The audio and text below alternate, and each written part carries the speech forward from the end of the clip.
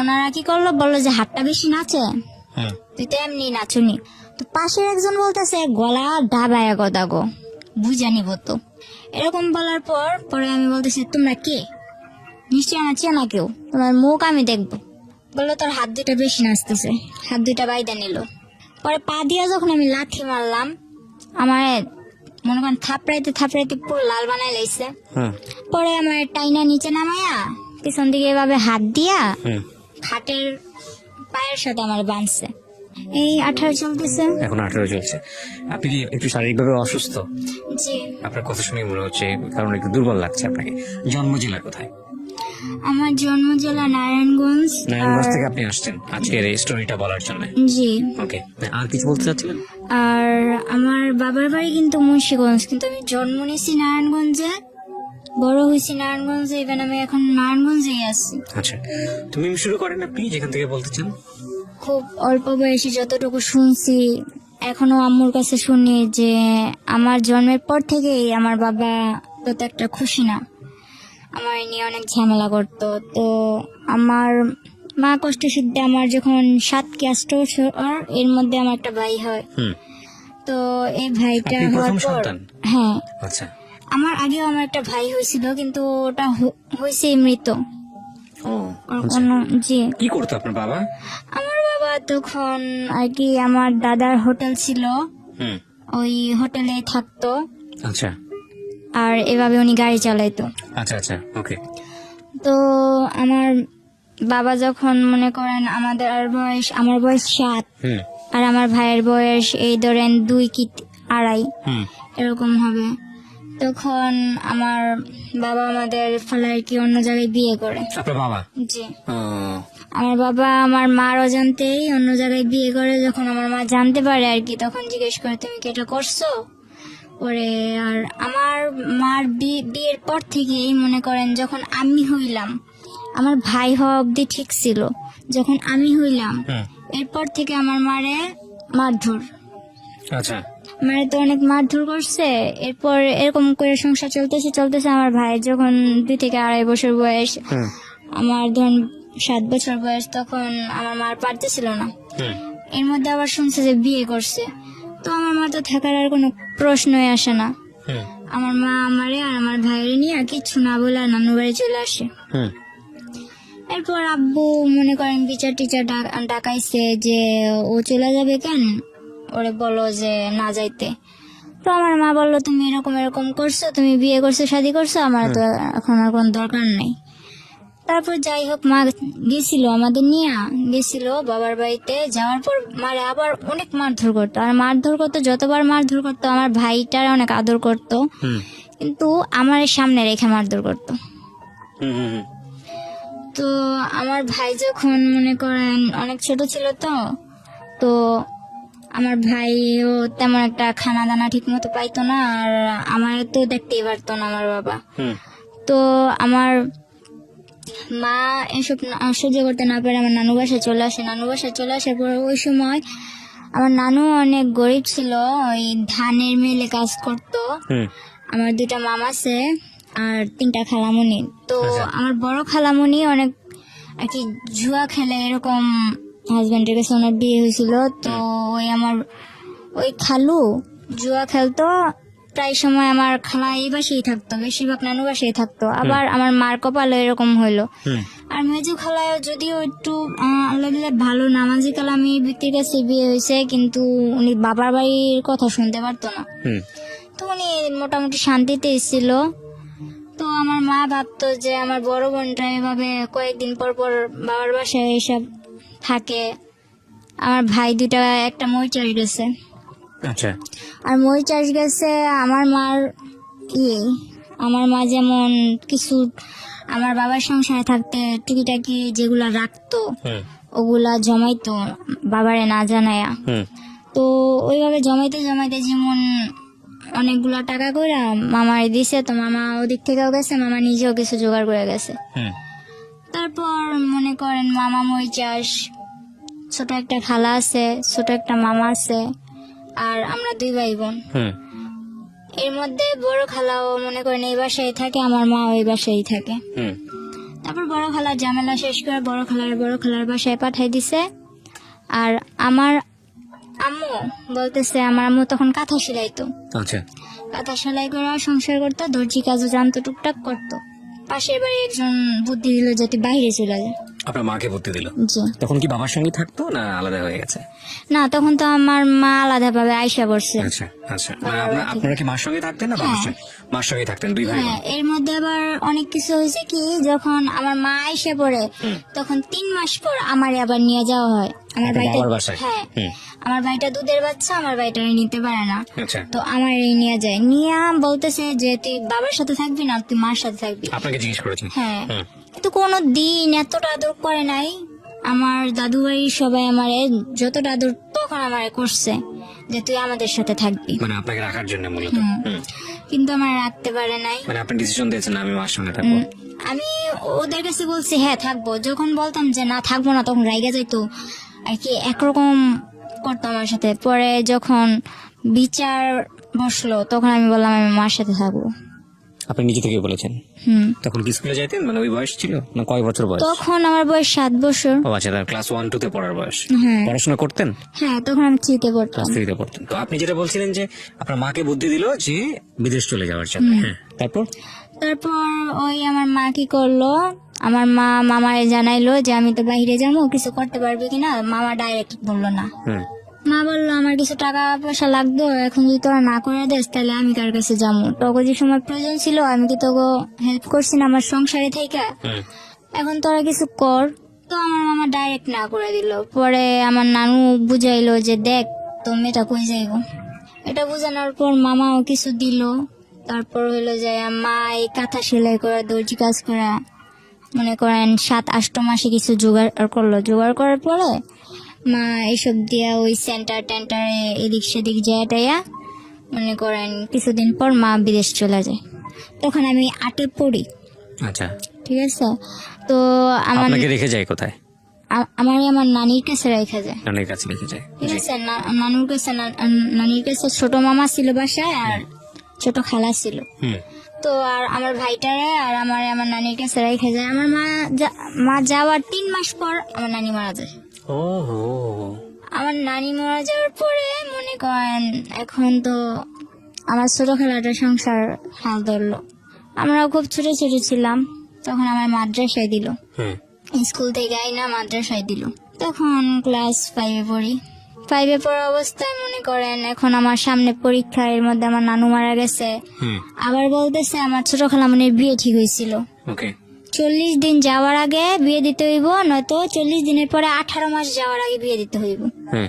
এগুলো কি বলেছে এগুলো আর কি ওই আশেপাশের লোকজন? হ্যাঁ, আশেপাশের লোকজন বলে যে মরার 18 মাস এগুলা বাছাবাছি করে আর কি ওনারা। হুম। তো এগুলা বলার পর কিছু করার নাই। নানি 40 দিন যাওয়ার পর 18 মাস যাওয়ার আগে আর কি হুম। 2 মাসের মধ্যে আমার খালামণির বিয়ে দিয়ে দেয়। তখন আমার কেবল 8 বছর, আমার ভাইটা 3 বছর। এরপর আমার নানু কি করবো, কিছু তো করার নাই। তো বড় খালার বড় মেয়ে যেটা আছে হুম। ওরে আনে, ও স্কুলে পড়তো, ও তখন এসএসসি দিছে, কলেজে ভর্তি হবে এমন সময় ওরা আইনা পড়ে। হুম। তো সংসারের হালটা ধরার পর মনে করেন কোনো মতে সংসারটা চলতেছে। তো হঠাৎ করে আমার ওই বোন মনে করেন কিছু হলে আমাদের দুনো ভাই বোন, আমার ভাইটা যে বাচ্চা, আমার ভাইটা কিন্তু এখন শুকায় গেছে, কিন্তু ছোটবেলা এত কিউট ছিল। আমার ভাইটার দেখলে সবাই যে না দেখবো ও আদর করতে চাইবো, এরকম মোটা টোটা ছিল। হুম। আমার ওই ভাইটার দিকে তাকায় ওর একবার মায়া হয়নি। ও শুধু মারতো, কথা থেকে কথা হইলে মারতো, আর আমার তো কোনো কথাই নেই। হুম। ওরে আনা হয়েছে এই সংসারের কাজ করার জন্য। আমার মা বিদেশ থেকে ওর জন্য এক্সট্রা খরচ দেয়। হুম। আমার মামারা বলে দেখ মুক্তি তোর যা লাগবো আমাদের বলি, কিন্তু ও দুনো ভাই বোনের যাতে কষ্ট না হয়। হুম। তখন মনে করেন আমার বোনটা কিছু থেকে কিছু লেগে তো যা তোর বাবার কাছে যা, বাবার কাছে পাঠাইতো। বাবা বলতো আমার কাছে আসছোস কেন, ডাইরেক্ট আমার কাছে আসার কি দরকার, মার কাছে থাকবি মার কাছে যা। মাও মাঝে মাঝে ফোনে বলতো তোর বাবার কাছে যা দেখ কিছু বলে কিনা, ওখানে থাকতে পারিস কিনা, এরকম কিছু বলতো মা। তো আমার মা ক্লাস 8-এ পড়েন তো আপনি? না তখন 5-এ পড়ি, আচ্ছা। পরীক্ষার সামনে। আচ্ছা। তো এরকম করতে করতে আর কি সারাদিন কাজ করতাম, শুধু আমি ক্লাসটা করার টাইম দিত আমারে। আর বাকি সময় শুধু ঘরের কাজ করতো? বাকি সময় ঘরের কাজ করতাম। এমনকি আমার নানা এমন একটা সময় গেছে, আমি বাচ্চা মানুষ, যদি আমি আমার নানার কাপড় কাচা না দিতাম, আমার নানা পরিষ্কার জামা পরতে পারতো না। তখন আমি 5 পরীক্ষা দিব, 8-9 বছর পড়ছি। এরপর মনে করেন আমি কোনো প্রাইভেট কোচিং টোচিং কিচ্ছু করতাম না। পরে পরীক্ষাটা দিলাম, এরকম করে পরীক্ষাটা দিলাম।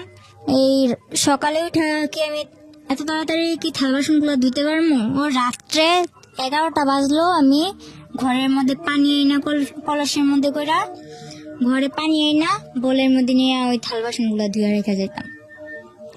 এরকম একটা অবস্থা ছিল।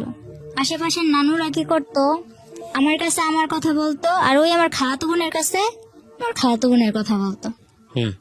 আমারে বুঝাইতো, দেখ মুক্তি তোদের সাথে এরকম করায়, মুক্তি ভালো না, এটা ওইটা এরকম ভাবে চলবি, ওরকম ভাবে চলবি। আর মুক্তি আবার বুঝাইতো যে এই দুটার বাপের বাড়ির কাছে, বাপের কাছে পাঠাস না কেন, রাখছিস কেন তোদের কাছে, এরকম করে কি হালটি মারতো। তো বাসার মধ্যে আমার প্রায় 14টা আসতো, মিল্লা 14টা নানি, একজনে এক কথা বলতো। তো ওই সময় বাচ্চা মানুষ ছিলাম, তো মনটাও প্রায় নষ্ট হয়ে গেছিল। পরীক্ষাটা দিলাম, ইনশাল্লাহ ওর বোন একটা, আমার খালাতো বোন আরেকটা, মুক্তির ছোটটা আমার সাথে পরীক্ষা দিচ্ছে, ওর থেকে ভালো ভালো নম্বর পাইছি। কিন্তু দুর্ভাগ্যবশত আমার শেষ পরীক্ষা যেদিন, ইসলাম ধর্ম পরীক্ষার দিন, আমার অ্যাক্সিডেন্ট হয়। ওকে। যে অটো দিয়ে গেছি ওই পুরো অটোটা অ্যাক্সিডেন্ট হয়, কিন্তু আমার বেশি হয়। আমার ডান হাতের এই আঙুলটা ভেঙে যায়। ভেঙে যাওয়ার কারণে আমি সবটাতে ভালো পাইলেও ওই পরীক্ষাতে আমি কিছুই পাই নাই। তো বাসায় এগুলা নিয়ে অনেক কিছু হয়েছে, যে পরীক্ষা ফেল গেছে, এটা গেছে ওইটা গেছে। তো আমার মারে বলতো কি যে আমি আমার মার সাথে কথা বলতে চাই না। কিন্তু আমার মা যখন জিজ্ঞেস করতো যে আমার মেয়ের কাছে দেই, ছেলের সাথে তো কথা বলেই, ও তো বাচ্চা মানুষ, ও কি বলবো। কিন্তু আমি তো বুঝি, এজন্য আমার সাথে কথা বলতে দেয় না। এরকম করে অনেকদিন গেল, যাওয়ার পর আমার আলিটেক মাদ্রাসায় দেওয়া হইলো। মাদ্রাসায় থাইকা পড়বো, তো ওখানে থাইকা পড়তাম, কিছুদিন পড়ালেখা করলাম ওখানে থাইকা। তো ওখানে একটা ছেলে দেখতাম কি মাদ্রাসার বিল্ডিং এর কাজ করতো। তো আমার ব্যাপারটা উনি কিছু কিছু হয়তো কারোর কাছ থেকে জানছে, যে আমার মা বিদেশে এরকম এরকম। আগে আমার অনেক জিজ্ঞেস করতো, আর এখন আমি এরকম দেখতেছেন, তখন কিন্তু আমার 12 বছর বয়স যখন, তখন আমি পুরো একটা, ধরতে গেলে আমার বুটকি ছাড়া কেউ কথা বলতো না, এরকম আমি একটা মেয়ে ছিলাম, একটা হাতির মতো ছিলাম। ধরতে গেলে আমার হাতি বলতো সবাই, এরকম ছিলাম। টমেটো বলতো, অনেক সুন্দর ছিলাম। পরে বলতেছে কার কাছ থেকে এগুলো শুনছে, আমার ফ্যামিলির ব্যাপারে শুনছে। শোনার পর আমার একদিন বলতেছে, মাদ্রাসা থেকে বের হওয়ার পর 1 সপ্তাহ পর ছুটি নিয়ে বাসায় আসুন। বলতেছে যে আমি তো তোমার ফ্যামিলির ব্যাপারে সবই জানি। কে বলছে এটা? ওই ছেলেটার সঙ্গে আপনার কথা হতো? কথা হইতো না, কিন্তু পিছু রাখছে। আচ্ছা, কি নাম ছিল ছেলেটার? ফারুক। হ্যাঁ, ওই মিস্ত্রির কাজ করতো? হ্যাঁ। আচ্ছা, রাজমিস্ত্রি। হ্যাঁ। পরে ও আমার ডাকার পর আমি যখন গেলাম, বললো যে আমি তো এরকম এরকম তোমার সম্বন্ধে সবই জানি। তো বললাম তো আপনি জানেন আমার কি। আর আমার একটা স্বভাব ছিল কি, ছোটবেলা যতই আমার মারধর করুক আর যতই যাই করুক, একটা অনেক গুরুত্বপূর্ণ আমার কথা বলতেছে, কিন্তু আমি ঘোড়ার মতো ফালাইতেছি। মানে আমার কোনো কেয়ার নাই ওর সাথে না। তো উনি ওনার মতো বইলা গেছে, আমিও আইসা বসছি। এরপর আমার মা বিদেশ থেকে ছুটিতে আসে। ছুটিতে আসার ঠিক 1 দিন আগে আমার মামা 50,000 টাকা পাঠাইছিল। তো আমার নানা আবার কি করছে, ওগুলা ঘরে না রাইখা ওগুলা আমার খালামণি গো বাসায় রাখছে। আচ্ছা। আর আমার খালাতো বোন যেটা আছে, ওটা বড় খালাদের ঘর তুলবো, এজন্য ওগো বাসায় গেছে। তো আমি যেমন পারছি তেমন মনে করেন লবণ টবণ বেশি দিয়া শাক রান্না করছি। তো আমার নানা কান্না করে আর বলে যে মুক্তিরে তো আমি আনলাম, কিন্তু কোনো সায় পাইলাম না। তুই ছোট হইলো, তুই আমার যে লবণ বেশি দিয়ে হইলো ভাত মুখে তুলে দিতেছস, এটাই আমার কাছে অনেক। এগুলা বইলা নানা কান্না টান্না করে ওই লবণ ওনার শাক দিয়ে ভাত খেয়ে উঠে গেছে। তো নানা ও বাজারে গেছে, বোনও ওনার বাসায় গেছে, বাড়িতে আমি একা। তো একটা ব্লেন্ডার দিয়ে আমি আমার মেজো খালাগো বাসায়, যেটা বর্তমানে সুখে আছে আমার মা খালাদের সবার কাছ থেকে বেশি, আমার ভাইটারে বলি যে এটা নিয়ে খালামণিদের বাসায় দিয়ে আয়। হুম তো আমার ভাইটা ওখানে গেছে। ভাইটা যাওয়ার পর আমার সাথে এরকম একটা বিশ্রী ঘটনা ঘটে আমি ভাবতে পারি নাই। হালকা শীত হালকা গরম, তো আমি লেপ নিয়ে শুয়ে আছি। এর মধ্যে দুইটা লোক বোরকা পরা, মনে করেন বোট জুতা পরা, চশমা পরা, আর কি চেনার কোনো ক্ষমতা নাই, হুম বলতেছে যে আইসিয়াই চুলে ধরছে। চুলে ধরার মতো যখন আমি চিৎকার দিব, তখন মনে করেন টিভির সাউন্ড পুরো 100। আর আমার এক নানা, পাশের ঘরের নানা, উনি ফুল সাউন্ড দিয়া বক্স বাজাইতেছে। হুম আর আমাদের বাড়ির সবাই মনে করেন দাওয়াত খেতে গেছে। তো এমন সময় আসছে ওই 50,000 টাকা করার জন্য। এখন আমার জিজ্ঞেস করতেছে চাবি কই। তো আমি বাচ্চা মানুষ, আমি কি করবো, আমার শুধু এতটুকুই কথা যে আপনারা কি, মুখ দেখান আপনারা কি।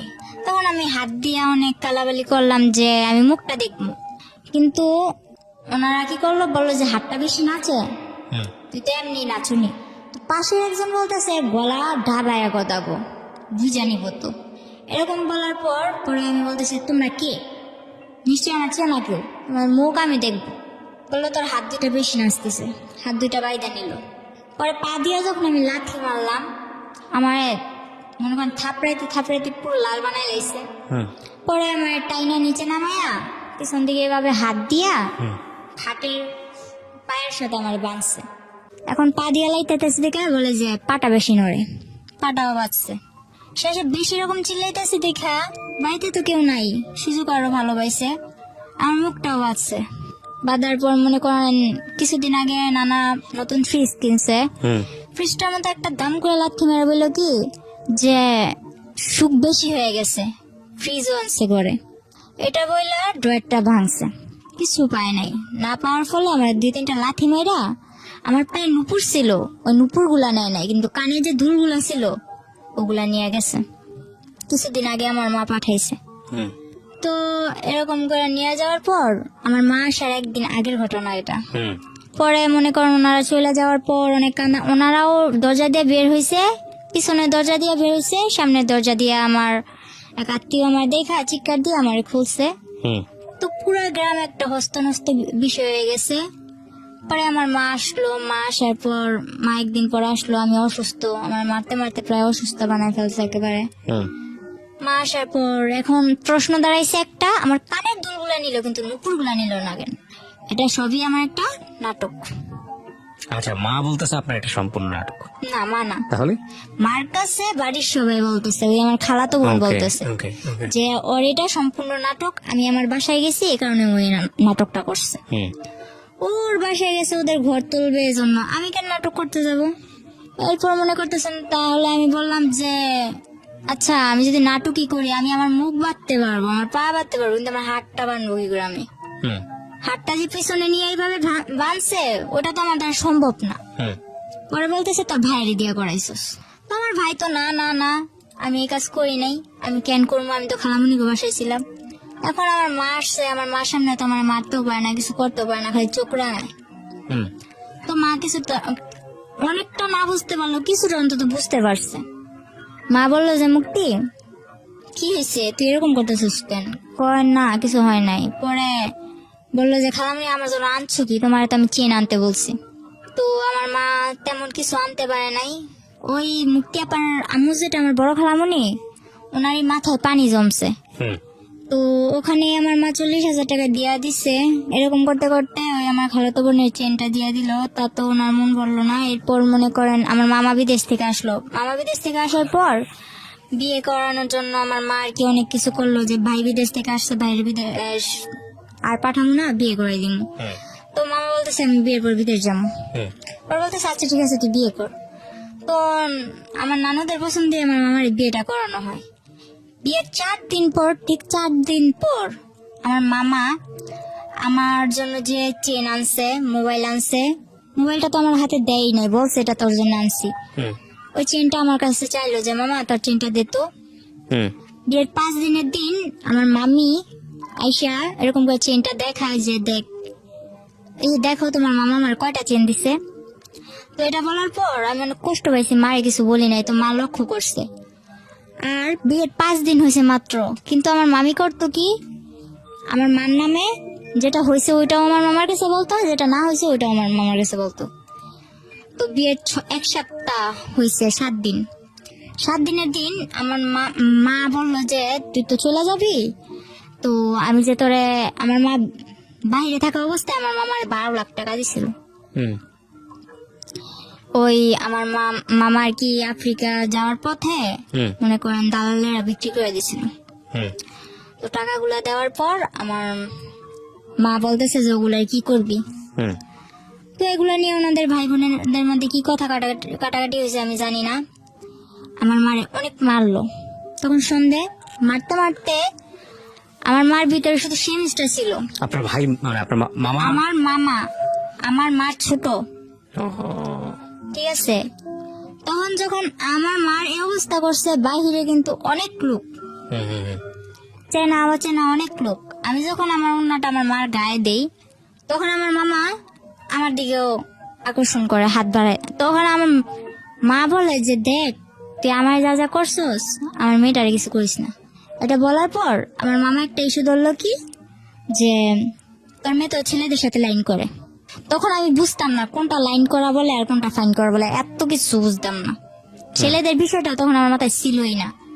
ওই কার থেকে শুনছে যে ওদিকের ফারুকের সাথে আমি কথা বলি, এতটুকুই। এরকম করে বলার পর আমার মা রাগের মাথায় হয়তো তার যখন কেউ সেফ ফালাইব না তো তুই দেখাই দি। আপনাকে বললো? এই কথাটা আমার মা বলছিল, কিন্তু এখন আমার মা বলতেছে যে আমি এরকম কিছু বলিনি। যাই হোক, আপনাকে এটা বলার পর আপনি কি করলেন? পরে আমার মনে একটাই জিদ কাজ করতেছিল যে আমার মা আমার এটা বলছে, আমার মামা আমার মারে মারলো, হুম কেন মারলো, এই যেটাই কাজ করতেছিল। হুম তো একদিন ওই ফারুক কার থেকে জানি নাম্বার নিয়ে আমার মার মোবাইলে ফোন দিল। ফোন দেওয়ার পরে ফোনটা আমি রিসিভ করলাম। হুম বলে কি করতেছো? আমি চকলেট খেতেছি। আমার কথা উড়া উড়া, হুম চকলেট খেতেছি। পরে বলতেছে যে তুমি তো মাদ্রাসায় আসো না, কি ব্যাপার? পরে আমি বলতেছি যে আসি না আসি ওটা আমার ব্যাপার। পরে যখন আমার মা চিল্লাচিল্লি করতেছে, মা কান্নাকাটি করতেছে, এটা দেখে বলতেছে কয় আসো চলো আমরা একদিন ঘুরতে যাই। তো আমি কই, আমি তোর লগে কই ঘুরতে যাবো? তুই কি আমার বিয়ে করবি? তুই কি আমার বিয়ে করবি যে তোর সাথে আমি ঘুরতে যাবো? উনি কি তুই তো করে করতেন নাকি ঘটনার পরে তুই করলেন? না তুই করেই বলতেন? না, ওরা আমি তুই করে বলতাম। আচ্ছা, তারপর? পরে বলতেছে হ্যাঁ তোমায় আমি বিয়ে করবো। তো আমি বললাম আচ্ছা ঠিক আছে রাখ, এতটুকুই। তো ওই কথাটা মনের ভিতর গাইতে নিছে হুম যে তুই কি আমার বিয়ে করবি। কিন্তু আমি কিন্তু এত কিছু মনে করিনি। এরপরের দিন 14ই ফেব্রুয়ারি, হুম ঠিক আছে, ওই দিন 14ই ফেব্রুয়ারি ছিল। মাদ্রাসায় তেমন কোনো অনুষ্ঠান ছিল না, কিন্তু আর কি বান্ধবীরা একরকম জামা পরা, তারপর হইলো যে সব একরকম ড্রেস ফেরা, কিছু একটা আর কি খাবার দাবারের আয়োজন করবো এরকম। তো 14ই ফেব্রুয়ারির দিন আমি বাসা থেকে বের হই। মনে করেন মোটামুটি আমার হাতে আংটি ছিল, ব্রেসলেট ছিল, পায়ের নুপুর, পায়ের আংটি, গলায় চেন, দুল এসব ছিল হুম স্বর্ণের। তো এগুলা পরে টরা বের হয়েছি। তো আমার মার, আমি একটা মেয়ে, আমার মার তো অনেক আউস আছে না। তো আমি অনুষ্ঠানে যাইতেছি, আমার মা নিজের হাতে আমার সাজাই দিছে। তো যাওয়ার সময় আমি আমার মার কাছে টাকা চাই। আমার মা বলে যে টাকা নাই। আমার মার আবার মামা মারার পর দাঁত ব্যথা হয়ে গেছিল। হুম বলতেছি 500 টাকা আছে, এই টাকাটা নিয়ে আমি যাবো, ডাক্তার কাছে যাবো। তো আমি বললাম আমি এটা নিয়ে যাবো। মা বললো না। তো আমি বলতেছি আমি এটা নিয়েই যাবো। মা বলতেছে না, এটা বলে মা মাঠে গেছে। তো মাঠে যাওয়ার পর আমি ওই টাকাটা নিয়ে মাদ্রাসায় যাই। হুম মাদ্রাসায় যাওয়ার পর ওখানে তেমন কিছু হয়নি। মাদ্রাসায় যাওয়ার পথে ওই ফারুক বলতেছে কি হলো তোমার গাল টাল এরকম লাল কেন? পরে বলতেছে গাল টাল লাল কেন? এর আগের দিন আবার মার সাথে ঝগড়া লেগে আমার খালামুনি আমার 2-3টা থাপ্পড় দিছিল। কোন ক্লাসে পড়তেন তখন আপনি, যখন এই তখন আমি 6-এ। এত অল্প বয়সে? আচ্ছা। 6-এ, পরে মনে করেন 7-এ প্রায় উঠমু। হুম তখন ও কি করলো, ফেব্রুয়ারি দিকে ও বললো যে চলো কই তোমার ডাক্তার কাছে নিয়ে যাবো। তো বললাম ডাক্তার কাছে যাবো। তখন ওই সময় আবার আমার মা, মনে করেন তখন আমার মা দেশে ছিল কিন্তু বাইরে যাওয়ার উদ্দেশ্যে। হুম তো আমার মা বলতেছে যে আমি তো চলে যাবো, তুই তাড়াতাড়ি চলে আসিস। তো বলতেছে যে চলো। তো আমি বললাম যে কই যাবো, কই ডাক্তার কাছে। তো আমার একটা অভ্যাস ছিল কি ছোট থেকে, আপনি আমি চিনি না জানি না, আপনি যদি বলেন যে আয় হুম ঘুরতে যাবো, হুম ঠিক আছে আমি ঘুরতে যাবো, আপনি যেই হন হুম ঘুরতে তো নিয়ে যাবেন। পরে মনে করেন এরকম করতে করতে ও 2-3 বার বলার পর ওই 14ই ফেব্রুয়ারির দিনই হুম আমারে বললো যে তুমি আসো। হুম তো আসতে বললো, এরপর আমার কিচ্ছু মনে নাই। ও নাকি ও আমার নিয়ে যাওয়ার পর আর কি বলছে যে আমার ডাক্তারের কথা বলে ও নিছে, হুম। কিভাবে নিছে, কোত্থেকে নিছে এটাও আমার মনে নেই। হুম ও আমার নিছে যখন আমি গাড়িতে, তখন আমি ওরে বলতেছি যে কিরে তুই আমার কই আনছোস, হুম। আমি এখানে কেন। তো গাড়ির মধ্যে আমি অনেক বড় একটা চিল্লাচিল্লি আর কি মানুষ জড়ো করে নিছি। হুম তখন আমি কক্সবাজারের দিয়ে আমার নিয়ে চলে গেছে কক্সবাজার দিয়ে, কিন্তু আমার হুঁশ নেই। ও ডাক্তারের কথা বলে আপনাকে কক্সবাজারে নিয়ে যাচ্ছে। কিন্তু Okay. আমি যে গাড়িতে উঠছি এটাই তো আমার মনে নেই।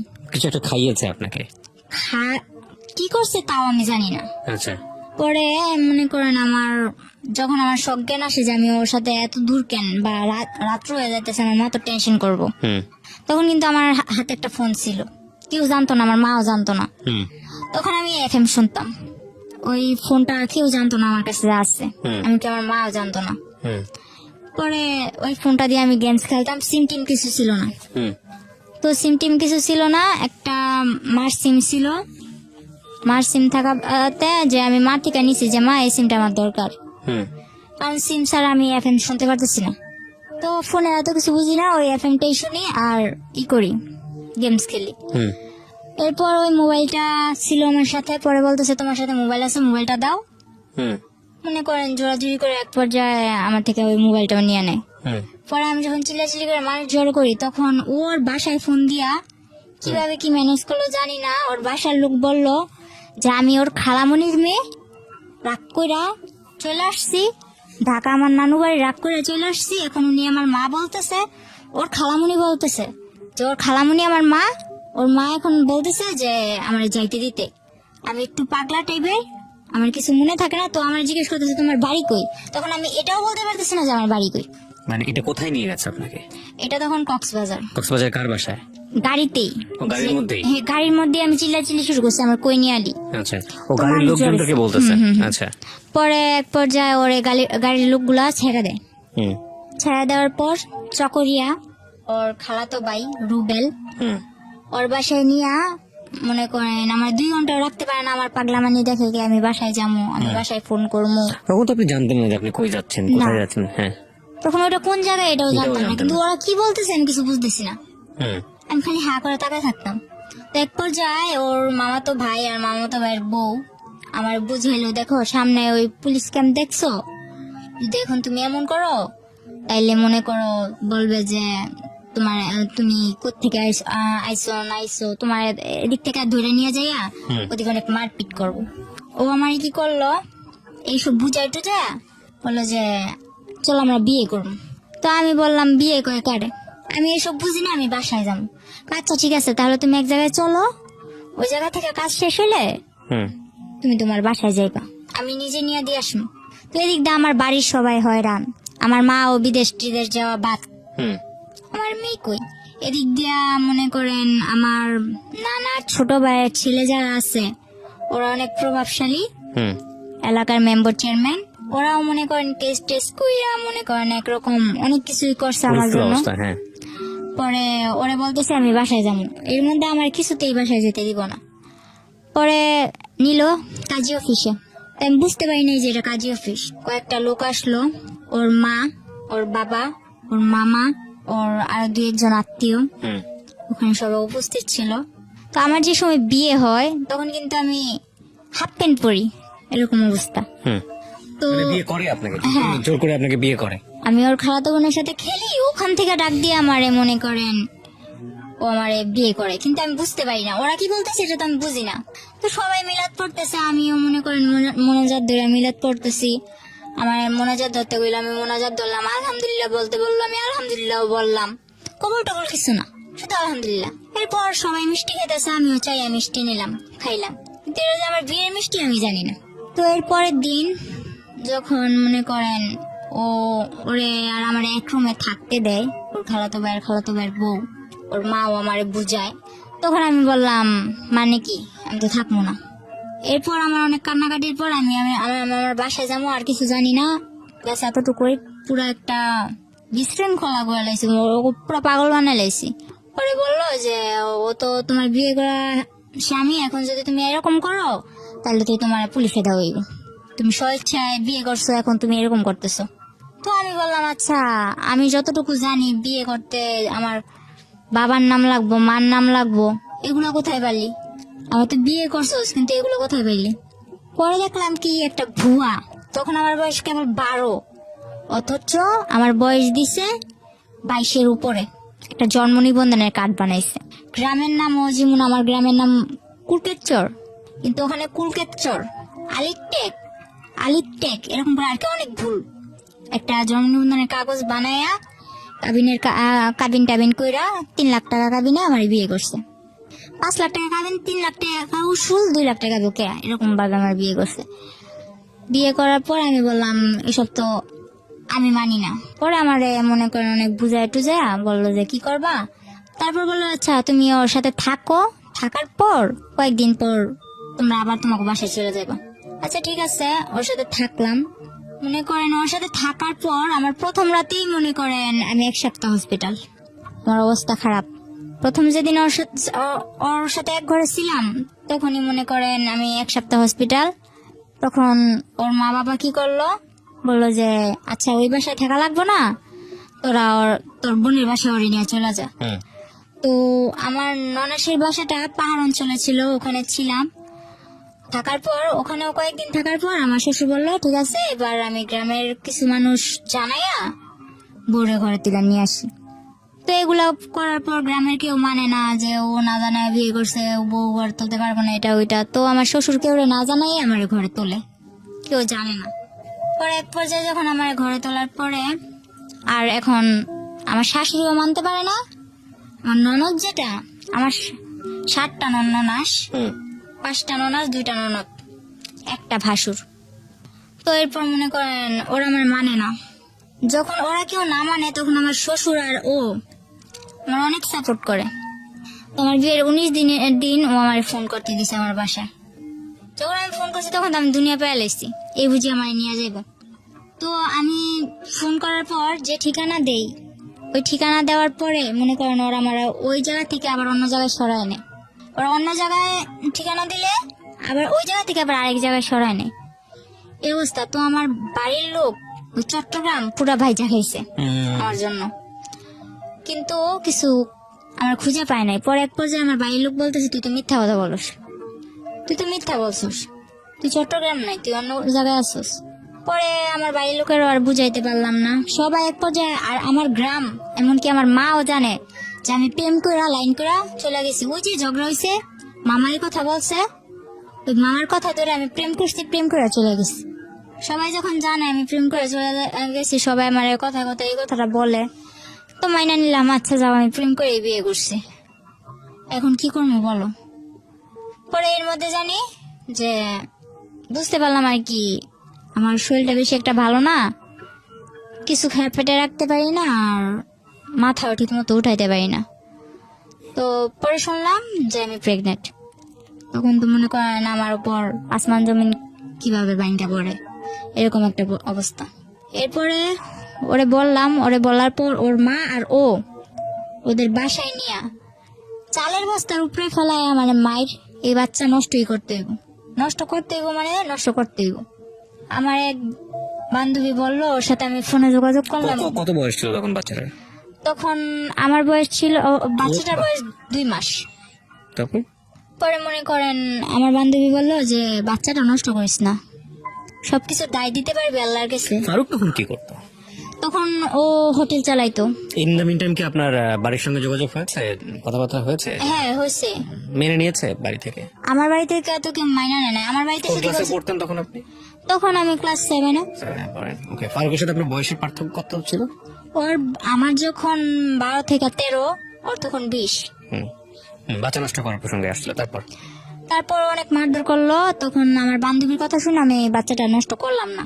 তো বাচ্চাটা নষ্ট করলাম না ঠিকই, কিন্তু বাচ্চাটা নিলে যে আমার কি হইব ওটা তো মাথায় আসে নাই। শুধু ওই যে বলছে যে এটা আল্লাহর কাছে দায় দিতে পারবি না, এটা বলার পর আমি নষ্ট করলাম না। আমার মারে ফোন দিয়ে বললাম, মা আমার এসে নিয়ে যাও। তখন যখন আমি বাচ্চা নষ্ট করতে না চাইলাম তখন বলতেছে ওরা, আচ্ছা ঠিক আছে আপনাদের মেয়ে, আপনারা এসে নিয়ে যান। এটা বলার পর আমার মা আর আমার আপন মামা যারা, তারা এখন কি করছে, এই যে বললো যে আমি প্রেম করে ভাইগা এসে পড়ছি, এজন্য আমার মারে ঘর থেকে মাইরা তারাই দিছে, আবার মারছে। আমি চলে যাওয়ার পর আবার মারছে, মাইরা আমার মারে ঘর থেকে বের করে দিছে। তো বাড়ির পাশে আমার এক চাচাতো নানা ছিল, আমার নানার ফুফাতো ভাই আর কি। তো ওই নানা আমার মারে জায়গা দেয়, জায়গা দেওয়ার পর ওনাদের ঘরে আমার মা থাইকা, এর মধ্যে আমার মা কি করলো, 4 লাখ টাকা দিয়ে একটা জায়গা কিনলো। আচ্ছা আচ্ছা। তো জায়গাটা কিনছে ওই আমারই মামা লাগে মেম্বার, ওনার থেকেই জায়গাটা কিনছে। কেনার পর আমার মা ওদিকে ঘর দুয়ার তোলার ব্যবস্থা করতেছে। এর মধ্যে আমার আব্বু আবার আস্তে আস্তে আসার চেষ্টা করতেছে, আস্তে আস্তে আসার চেষ্টা করতেছে। পর মনে করেন আমার আব্বু প্রায় বলতেছে যে মেয়ে চলে গেছে, আমি আসি, এটা ওইটা। তো আমার মা বলতেছে না, লাগবে না।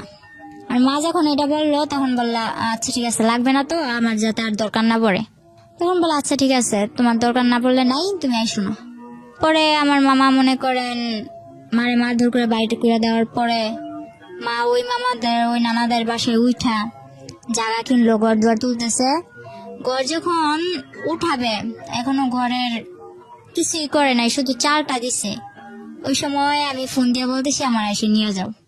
তখন আমার নিয়ে আসে, নিয়ে আসার পর বলতেছে যে ওখানে যাইয়া আমার শ্বশুর শাশুড়ি বললো যে আমার মেয়ের যে স্বর্ণ গয়নাগুলো পরানো ছিল ওগুলা কই। তখন ওগুলা তো সম্ভবত আমার শাশুড়ি নিচ্ছে। তো আমার শাশুড়ি নিচ্ছে, আমি বললাম যে আমার শাশুড়ির কাছে। তো আমার শাশুড়ি বললো কই, আমার কাছে এগুলো কিছুই দেয় নাই।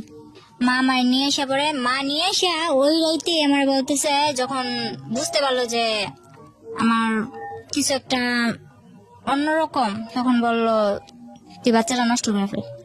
বললাম যে আমার যে বাবু হইব তুমি জানলা কি করে? কয় আমি বুঝতে পারি, আমি তোর মা, তোর থেকে আমি হই না, আমার থেকে তুই হইছিস। পরে মাও বললো এই কথা। মা এই কথা বলার পর আমি ফারুকরে কল দিলাম। কল দিয়া এক রাইতে বললাম এখন এসে আমার নিয়ে যান, আমি ভাড়া বাসায় থাকবো, কিন্তু আমি বাচ্চাটা নষ্ট করবো না। বিয়ে তো মানুষের বারবার হয় না। তো আমার বিয়ে যখন হয়েই গেছে, আর সবাই জানে যে আমি প্রেম করে বিয়ে করছি, ভাইগা যায় বিয়ে করছি, তো সবাই যেটা জানে জানুক, কিন্তু আমি বাচ্চাটা নষ্ট করবো না। আপনি আমার বিয়ে করছেন, এটা আপনার বাচ্চা, আপনি এসে আমার নিয়ে যান। ডিটারমিন ছিলেন একদম। তো তখন আমার বয়স অল্প ছিল। আমার মা কি করলো, যেদিন ফারুক আসলো এর পরের দিনই কিন্তু ফারুক চট্টগ্রাম থেকে রওনা দিছে। আসার পর আমার নিতে আসছে ওর এক বন্ধুরে নিয়ে। নিতে আসার পর মা কি করলো, কিছু আয়োজন করে ওরা খাওয়াইলো, বললো যে তুমি চলে যাও, আমার মেয়ে তো দিব না। তখন আমি বললাম যে আমি চলে যাও। তখন মা কি করলো, বাচ্চাটা নষ্ট করার জন্য আমারে পিল খাওয়াইলো। আমার গরম পানি করে খাওয়াইতে চাইছে অনেক জোরাজুরি করে, তো আমি গরম পানি করে খাই নাই। তারপর যখন এক পর্যায়ে আমার সাথে ধস্তাধস্তি করতেছে, পরে বললাম আচ্ছা খাবো, কিন্তু আমার ঠান্ডা পানি দিয়ে খাও। কিন্তু তখন আমি জানতাম না গরম পানি দিয়ে খেলে কি হয়, ঠান্ডা পানি দিয়ে খেলে কি হয়। কিন্তু আমি গরম পানি খাবো না, তোমার ঠান্ডা পানি দিয়ে খাও। ঠান্ডা পানি দিয়ে খাওয়াইলো, কিছু হইলো না। তো ওই রাতটা থেকে পরের রাত্রে আমরা আবার বাসে উঠলাম, শ্বশুর বাড়িতে যাই হোক শ্বশুর বাড়িতেই থাকবো। তো গেলাম, যাওয়ার পর ওখানে মনে করেন 3-4 মাস ভালোই কাটলো। কিন্তু আমার শ্বশুর বাড়িতে আমি ছোট খেয়ে সংসারের হাল ধরেন সবটাই ধরছি। সারাক্ষণ গরুর গোয়ালে পড়ে আসছি, 4-5টা গরু পালতেছি, মুরগি তো মনে করেন খোয়ার ভর্তি মুরগি, হাঁস, গরু, ছাগল সবকিছু করতেছি। তো এর মধ্যে করলো কি, আমি বললাম যে আমি পড়বো, আমি পড়ালেখা করতে চাই। এই কথাটা আজ পর্যন্ত কেউ জানে না, এই যে আজকে আমি বললাম। আমার মা হয়তো শুনতেছে, আমার মাও জানে না। ও আমার স্কুলেও ভর্তি করাইছে, ঠিক আছে, ওর বোনের সাথে আমার স্কুলে ভর্তি করাইছে। তো স্কুলে ভর্তি করানোর পর ওখানে আমি ঠিকমতো ক্লাস করতে যাইতে পারতাম না, যেহেতু আমার বাড়িতে সংসারে কাজ করা লাগতো। আমি রান্না বান্না করতাম, রান্না বান্না করে গরুর কাজ করতাম, সংসারের যাবতীয় যা কাজ করে যদি সময় পাইতাম তাইলে আমি ক্লাস করতে যাইতে পারতাম। তো ওই সুখটা আমার কপাল বেশি দিন সয় নাই। মনে করেন কিছুদিন পর মানে এই কাজ নিয়ে একটা ঝগড়া হইলো আমার ননদের মধ্যে। আর আমার ননদ অনেক ছেলেদের সাথে মনে করেন ফোনে কথা বলতো, আবার ফেসবুক এসব চালাইতো। তো তো ছেলেদের সাথে ওর অনেক ঘনিষ্ঠতা ছিল। পরে ও দোষ করতো, কিন্তু দোষগুলো আমার উপরে চাপাই দিত। আমার হাতে মোবাইল দিছিল তখন, ফারুক আমার হাতে একটা মোবাইল দিছে। ও বাইরে থাকলে আমার ফোন টোন দিত। তো কিন্তু আমি মোবাইলের কিছু বুঝতাম না। তো আমি বললাম কি যে তুমি যে আমার দোষটা পাও, তুমি পাইছো কি? যখন আমি একটু কড়া ভাবে আমার ননদের আমি ধরলাম, তখন আমার ননদ আমার মারলো। ননদ আর শাশুড়ি মিলে দুইজনই মারলো। এদিক দিয়ে আমি কিছু খাইতে লইতে পারি না, শুকায় কাঠ হয়ে যাইতেছি। আমার তখন 5-6 মাস হয়ে গেছে, বাবু হবে কাছে এসে ডেট। এর মধ্যে ওরা আমার মারধর করে আর কি সহ্য করতে পারছিলাম না। পরে এর মধ্যে আমার ফুফাতো বোন যেটা আছে, এটা আমার জামাইয়ের সাথে মনে করেন যোগাযোগ করা শুরু করলো। আমার ফুফাতো বোন, আর বাবার সাথে আমাদের কোনো পরিচয় নাই, কিন্তু আমার ফুফাতো বোন যোগাযোগ করে। পরে কি করলাম, মারে বললাম মা আমি বাসায় চলে যাব। পরে ফারুক আইসা আমার যে সময় আমার 4 মাস শেষ 5 মাসে পড়বো, এমন সময় ফারুকে আবার আমার বাসায় দিয়া যায়। এই দিয়া যাওয়াই যাওয়া, আর কোনো খবর পাত্তা কিচ্ছু নাই। আমার বাবু হওয়া অবধি, আমি আমার বাবু হওয়ার 3 মাস পর শ্বশুর বাড়ি গেছি, এ অবধি না 2 টাকা খরচ, না আমার কেউ দেখতে আসা, না কোনো কিছু। মা তো মনে করেন আমার একটার পর একটা খোঁটা দিয়েই যাইতেছে। সবাই দেয়, প্রেম করে বিয়ে করছো, এখন কি লেগে এরকম হেলা করবো? তো প্রেম করে বিয়ে করছি না কি করে বিয়ে করছি, ওটা তো তোমরা কইলেও বিশ্বাস করতেছো না। তো যা কর ওনারা ওনার মতো কয়ে যায়, আমিও আমার মতো শুনি। তো ফারুকরে বললাম যে এবার কি করবা, আমার তো তোমরা কেউ দেখতে আসো না, আমি কি করবো বলো, আমি কি জবাব দিব? তো এক পর্যায়ে ও বললো যে তোমার কিছু জবাব দেওয়া লাগবে না বাবু, আমি আসবো। তো হঠাৎ করে একদিন বললো আসবো, ঠিক আছে। ও আসলো। ও যেদিন আসলো তখন ওই দিনই আমার বাবু হইব। তো ওই দিন আমার ডেলিভারি হইলো। ডেলিভারি হওয়ার পর ও আমার মার হাতে, আমার ডেলিভারি হওয়ার সময় প্রায় খরচ হয়েছিল 12-13 হাজার টাকা, কিন্তু ও আমার মার হাতে খরচ দিল মাত্র 2,000 টাকা দিয়া। পরে বলতেছে যে আমি এবার আমার বাসায় যাওয়া লাগবো। শুধু মেয়েটার মুখ একবার দেখা, বাসায় আনার পর ও মেয়েটার মুখ দেখা ও বলে এবার আমার বাসায় যাওয়া লাগবো। তো ঠিক আছে, ও বাসায় গেল। বাসায় যাওয়ার পর আমার বলতেছে যে মিষ্টির জন্য টাকা পাঠাও, বাবু হয়েছে মিষ্টির জন্য টাকা পাঠাও। তো মা বলতেছে তাহলে তুমি যখন মিষ্টির জন্য টাকা যেতে পারো, তাহলে তোমাকে ওই দিক থেকে হয়তো মিষ্টির জন্য টাকা পাঠাইবো। তো ওগুলা দাও। মা বললো যে তো ওগুলা দাও, বলে না আপনি পাঠান। তারপর মা বলতেছে তুমি যেগুলা দিয়ে পাঠাইবা বিকাশে পাঠানোর দরকার নাই, তুমি ওগুলা দিয়ে ওদিকে দিয়ে দাও, আর তুমি যেগুলা দিতা ওগুলা আমি আমার এদিক থেকে এগুলা দিয়ে মিটমাট করে দিই। এগুলা করার পর মার মধ্যে ওর মধ্যে অনেক কথা কাটাকাটি হয়েছে। আমার বাবুর যখন 3 মাস বয়স, পরে ও আসলো 2 কেজি মিষ্টি নিয়ে ওর বাবারে নিয়ে আসছে, অথচ আমার বাড়ি থেকে ওর 20 কেজি মিষ্টির দাম পাঠানো হয়েছে। পরে ওর বাবা নিয়ে 2 কেজি মিষ্টি নিয়ে আসছে। ভালো কথা, আমার মা যা আপ্যায়ন করা লাগে করছে। করার পর আমারে আর আমার বাবুরে ওদের কাছে দিয়ে দিছে যা লাগে, মনে করেন দোলনা থেকে শুরু করে আমার বাবুর যা লাগে, আমার যা লাগে আপনার সামনে দিয়েছে? হ্যাঁ হ্যাঁ। কেমন লাগছিল এই মুহূর্তে? ওই জীবনের প্রথম মুহূর্তে বাচ্চা। তো আমি আর কি, আমার যে বাবু হয়েছে, আমার বাবু কিন্তু আপনার বয়স কত ছিল এই সময়টাতে? তখন আমার বয়স 14। বুঝতেন মা তো সার্বজনীন, মার আবেদন তো সার্বজনীন, সেটা যে বয়সই হোক না কেন। এতটা বুঝতাম না, কারণ আমি জানতাম এটা একটা বাবু, কিন্তু এটা যে আমার মেয়ে, আমার বাবু, এটা যে আমার একটা অংশ, ওগুলো এত কিছু না। তবে বাবুটা হাত পা নাড়ায় আমার সাথে খেলে, বাস এতটুকুই, আর কিচ্ছু না। আর এর মধ্যে আমার সমস্যার কারণে আমি আমার মেয়ের বুকে দুধটুকুও খাওয়াতে পারিনি। তো আমিও হাসতে খেলতে খেলতে যে 3 মাস ছিলাম, তখন তো আমার মেয়ে কিনা জন্মের পর থেকে ওরে যে হসপিটাল থেকে বাসায় নিয়ে আসছে, বাসায় নিয়ে আসার পর থেকে তো ওরও কোনো খোঁজ নাই, আমারও কোনো খোঁজ নাই। ও ঘুমাইতেছে আমার মার কাছে, আমি পাত খেয়ে অন্য দিকে ঘুমাইতেছি। এটা যে আমার মেয়ে, কোনো দেখশন নাই, বুঝতামই না। তো 3 মাস তো এভাবে হেসে গেলে কাটাই দিলাম। ওখানে যে আমার জন্য কি অপেক্ষা করতেছে ওটা তো আমার এত কিছু মাথায় ছিল না। বললাম হ্যাঁ শ্বশুর বাড়ি যাবো, মেয়ে হয়েছে শ্বশুর বাড়ি যাবো। তো গেলাম, আমার মা একেবারে সুস্থ অব্দি আমার দিয়ে দিল যা লাগবো। আমার জন্য ট্যাং, আমার মেয়ের জন্য ওই সেরোলাক্স 7 মাস অব্দি যা খাবার লাগবো আমার মেয়ের সব খাবার আমার মা দুধের ডিবি টিবি যা লাগে সব কিনে দিছে। হুম ওই বাড়িতে যখন পাটা রাখছি, রাখা মাত্র আমার শাশুড়ি কি করলো, কি আনছে পর যা নিছি আর কি, শুধু দোলনাটা ঘরের মধ্যে ঝুলাই দিছে, এভিনে আর একটা সুতাও আমি চোখে দেখিনি। হুম আমার মা 22,000 টাকা খরচ করে আমার মার গলার চেন বিক্রি করে আমারে এত সবকিছু কিনারিটা দিল, কিন্তু আমার মার চেন বিক্রি করার মূল্য রইলো কি, আমি তো কিছুই পাইলাম না জায়গা, শুধু দোলনাটা ঝুলাই দিছে মাঝোটে। হুম পরে আমার মেয়েটারে আমি তবু অনেক চেষ্টা করছি, একটু মা বলছে যে বুকে দুধ খাওয়ানোর সুতা দিয়া তুই একটু রেস্ট নিতে পারবি, হুম আরামে থাকতে পারবি। তো যখন আমি বলতাম যে আমার বাবুরে দুধ খাওয়াইতে হইব, তখন বলতো না দুধ খাওয়াইতে হইব না। ওনারা ওইসব তখন আমার মেয়ে কি খাইতো, ল্যাকটোজেন 2 না 3 খাইতো এরকম আর কি। ওইসব দুধের ডিবি টিবি নিয়ে ওনাদের কাছে তো ওগুলো কবজা। আমার মেয়ের কি দিত, সাগুদানা আছে না, হুম সাগুদানা ভিজায় রাখতাম পানি দেওয়া, পরের দিন সকালবেলা উঠে ওগুলো জাল দিয়া সারাদিন খাওয়াইতাম। আর আমি সারাদিন থাকতাম মাঠে। আমি বললাম যে আমি শুনছি 5-6 মাসের বাচ্চা গো আলাদা আলাদা ফলের রস খাওয়ায়, দুধ খাওয়ায়, এটা খাওয়ায়, ওইটা খাওয়ায়, ডিম খাওয়ায়, নুডলস খাওয়ায়, কিন্তু আমার মেয়ের তো ভাত খাওয়াইতেছে। হুম তো আমার মেয়েও মাশাল্লাহ শিখা গেছে ভাত খাওয়া।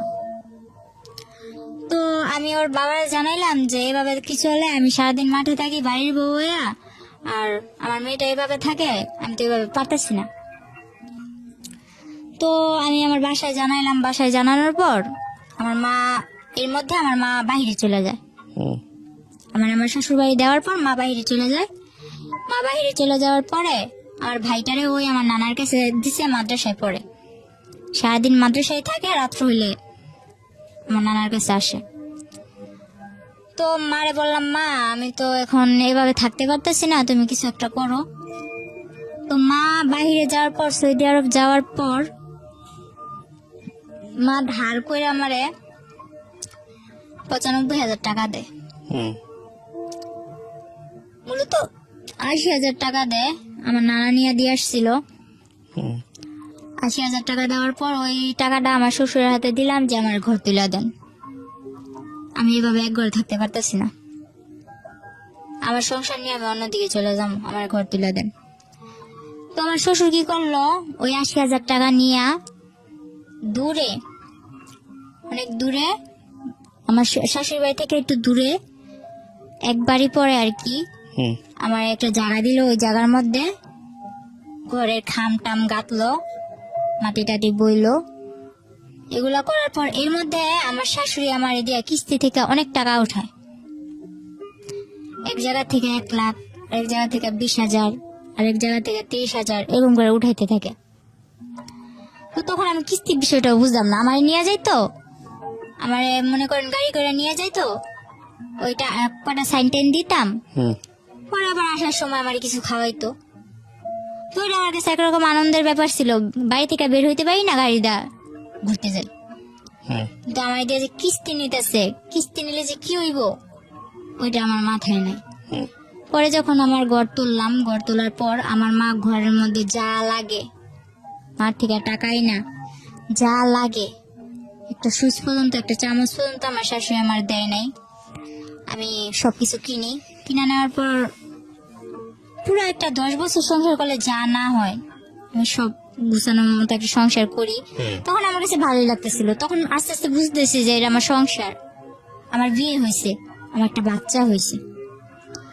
এর মধ্যে আমার ফুফাতো বোন যেটা আছে, ও ফেসবুকে ফেক আইডি খুলা, ছেলেদের নামে আইডি খুলা হুম আমার হাজবেন্ডরে জানাইলো কি যে আমি তো মিমরে ভালোবাসি, ওর সাথে আমার রিলেশন ছিল, এখন তো আমরা পালাই যাম।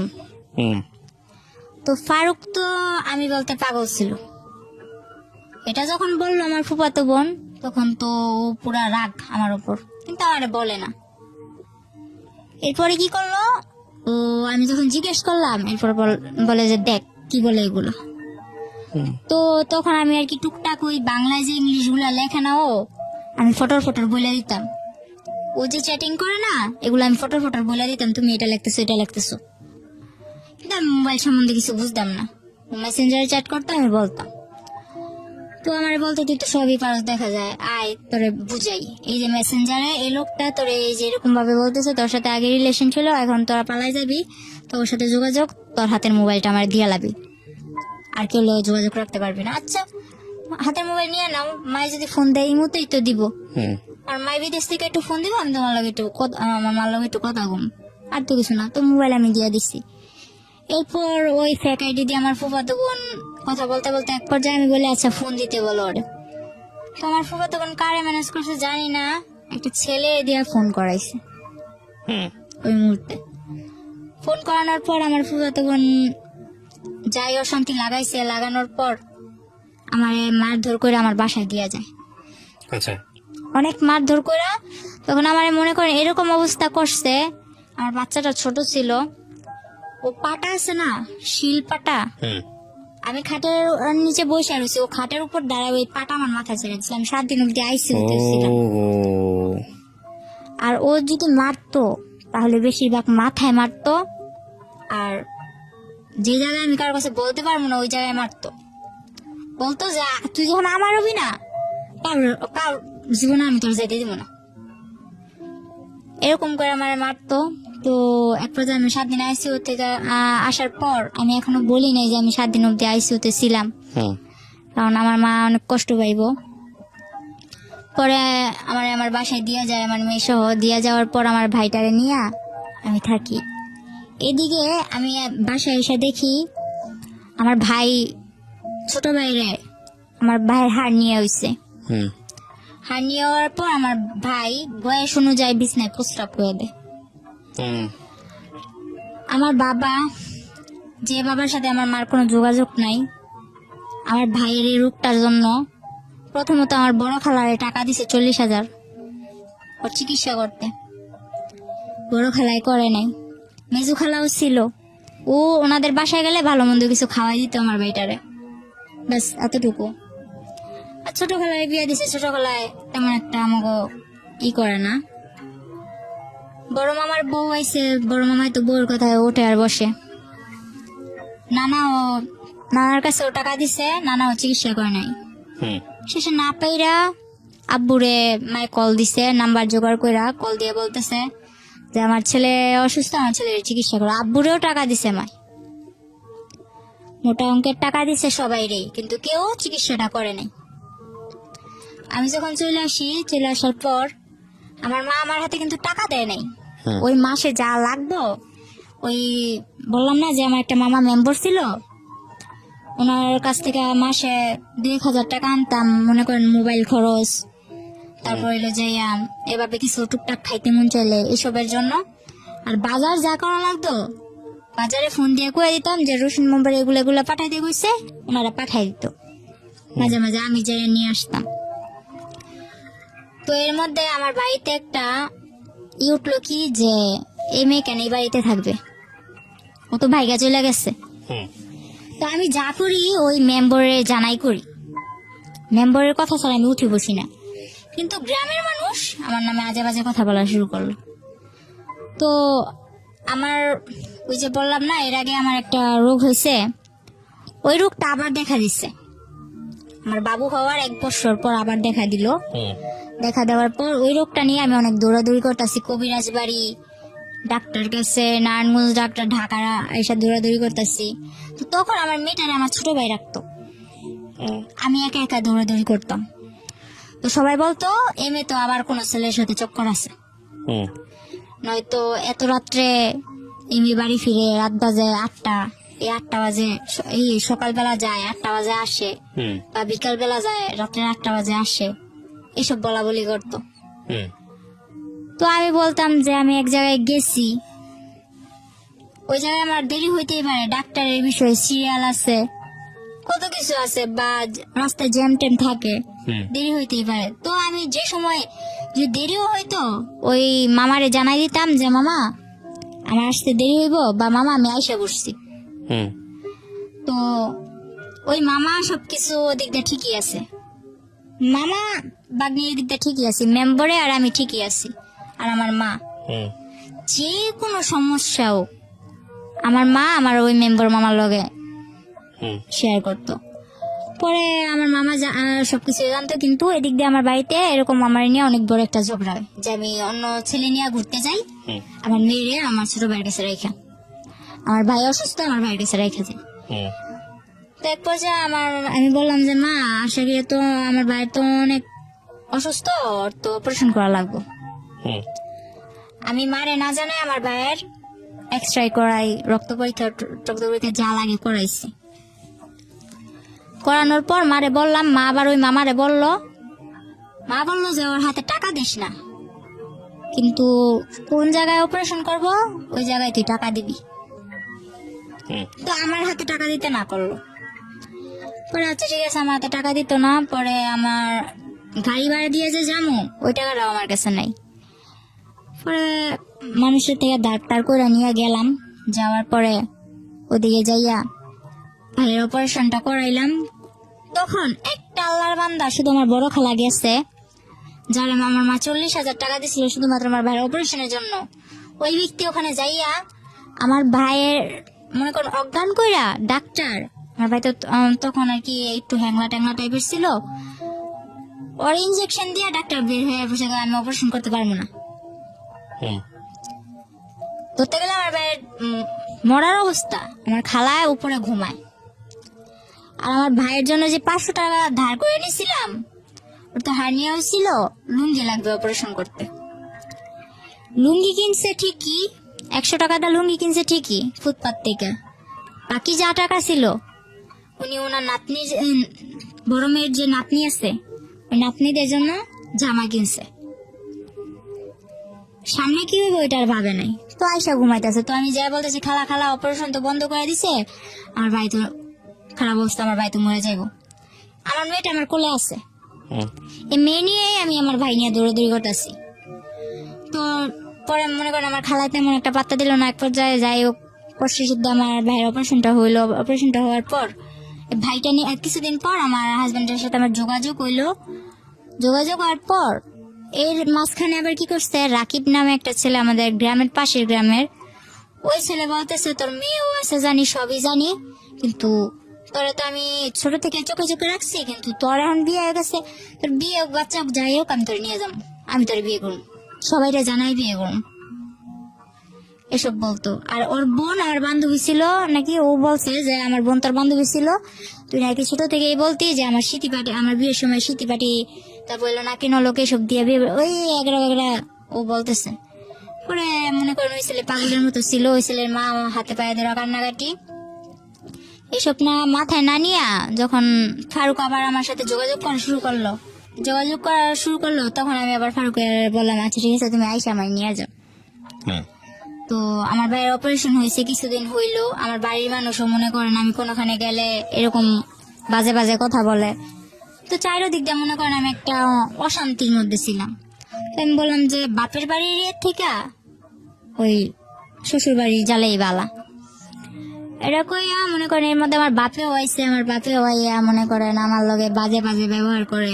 তো মারে কইলাম তুমি ফোন দিয়া আব্বুরে আনছো কে, আব্বু তো এরকম বাজে বাজে ব্যবহার করে। তো মায় বলতেছে কষ্ট করে চল, আর একটা বছর পর তো আমি আইয়ে পড়ব। পরে আমি ফারুকরে খবর দিলাম, ফারুক এসে আমার নিয়ে গেল। নিয়ে যাওয়ার পর আমার অপারেশনের ভাই 2 মাসও হয় নাই, নিয়ে গেলাম ওখানে যাই, আমার ভাইয়ের ওষুধও বন্ধ। ওই যে আমার স্কুলে ভর্তি করাইছিল ওটা, তখন আবার আমি বললাম যে আমি শুরু করি, মোটামুটি শুরু করতেছি। তখন আমার ভাই ছোট, আমার ভাই তো অপারেশনের মানুষ, একটু কিছু খাইতেই চায়। তখন আমি আলাদা করে চলে গেলাম, আমার সংসারে আমি চলে গেলাম। তখন অনেক একটা ভালো দিক ছিল আমার, মনে করেন 3টা মাস আমি যেমন জান্নাতের মধ্যে ছিলাম, এরকম আমার মনে হয়েছে। আমার স্বামী, সংসার, ভাই, আমার মেনিয়া, অনেক ভালো একটা দিক ছিল। ফারুক পরে 3 মাস পর কি হইলো, ওর মা ওরে কি বুদ্ধি দিছে জানি না, 3 মাস পর ও হঠাৎ একদিন রাত্রে আমার ভাই বলতেছে যে আপু তোমার ঘরে কারেন্ট গেছে, গরম লাগতেছে, আমি তোমার শ্বশুর ঘরে যাই শুই। তো গেল আমার ভাইয়ের, আবার আমি ওখানে নিয়ে মাদ্রাসায় ভর্তি করে গেছি। হুম তো ওর পড়ালেখা নিয়ে ওই ব্যস্ত, তারপর আমি আর কি বই নিয়ে বসছি। হুম বই নিয়ে বসছি, আমার শ্বশুর আসছে এর মধ্যে, বলতেছে কি রে পড়স, বলতেছে হ্যাঁ পড়ি। পরে বলতেছে আচ্ছা ঠিক আছে পর, আমি কি বসে থাকবো? আমি কই না। কই ফারুক কে আইছে? আমি কই না আসে নাই। পরে আমার শ্বশুর ফোন দিয়ে বলে তুই কই? বলে আমার আসতে দেরি হইব, তোমরা যাই ঘুমাই পড়ো। তো আমি না খাইয়া বসে আছি, ও আসবো আমি খাম। আমার মেরে ঘুম পাড়াইছি। রাত্রে 12টা বাজে ও একটা মেরে এসে দাঁড়ায়। পরে আমি এত কিছু মাথায় নিই নেই, আসতেই তো পারে। তো এটা যে কে আমার ধারণা ছিল না। আনলাম ঘরে, আমি চিল্লাচিল্লি করতেছি এত দেরি করে আইসো। তারপর হঠাৎ করে খেয়াল করলাম যে উনি কে। বলে যে এটা তোমার আপা হয়, ওটা আমার আপা হয়। পরে যখন বললাম, তারপর বললাম যে আপা হয় তো ভিতরে আসেন। আসলো। পরে আমি বললাম যে হাত মুখ দিয়া খাওয়ার জন্য আসো। তো হাত মুখ দিয়ে গেল, মেয়েটা মাঝের দরজায় খাড়ায় আছে, নড়েও না চড়েও না, এক টিপে দাঁড়ায় আছে। তো আমি বলতেছি যে আপারে ডাক দাও, তুমি খাইবা, উনি কি চেয়া থাকবো নি। তারপরে মেয়েটা বললো না আমি খাইছি। ফারুক কি করলো, আমার সামনে ভাতগুলা নিয়ে, সবসময় ওই 3 মাস ও খাইয়া তারপর আমার খাওয়াই দিত। ওই দিন কি করলো, ও ভাত নিয়ে নাড়তেছে। তো আমি বলতেছি তুমি খাইবা কোন সময়, আমি বা খামো কোন সময়, ততক্ষণ ধরে বসে আছি, আমার খিদা লাগছে, তাড়াতাড়ি করো। ও বললো কি আমি খাই আসছি। ও বাইরে থেকে ওই মেয়েটার সঙ্গে একসাথে খাইছে। তো আমি বললাম আমি এতক্ষণ ধরে না খাই আছি, আর তুমি বাইরে থেকে খাইছো? হ্যাঁ।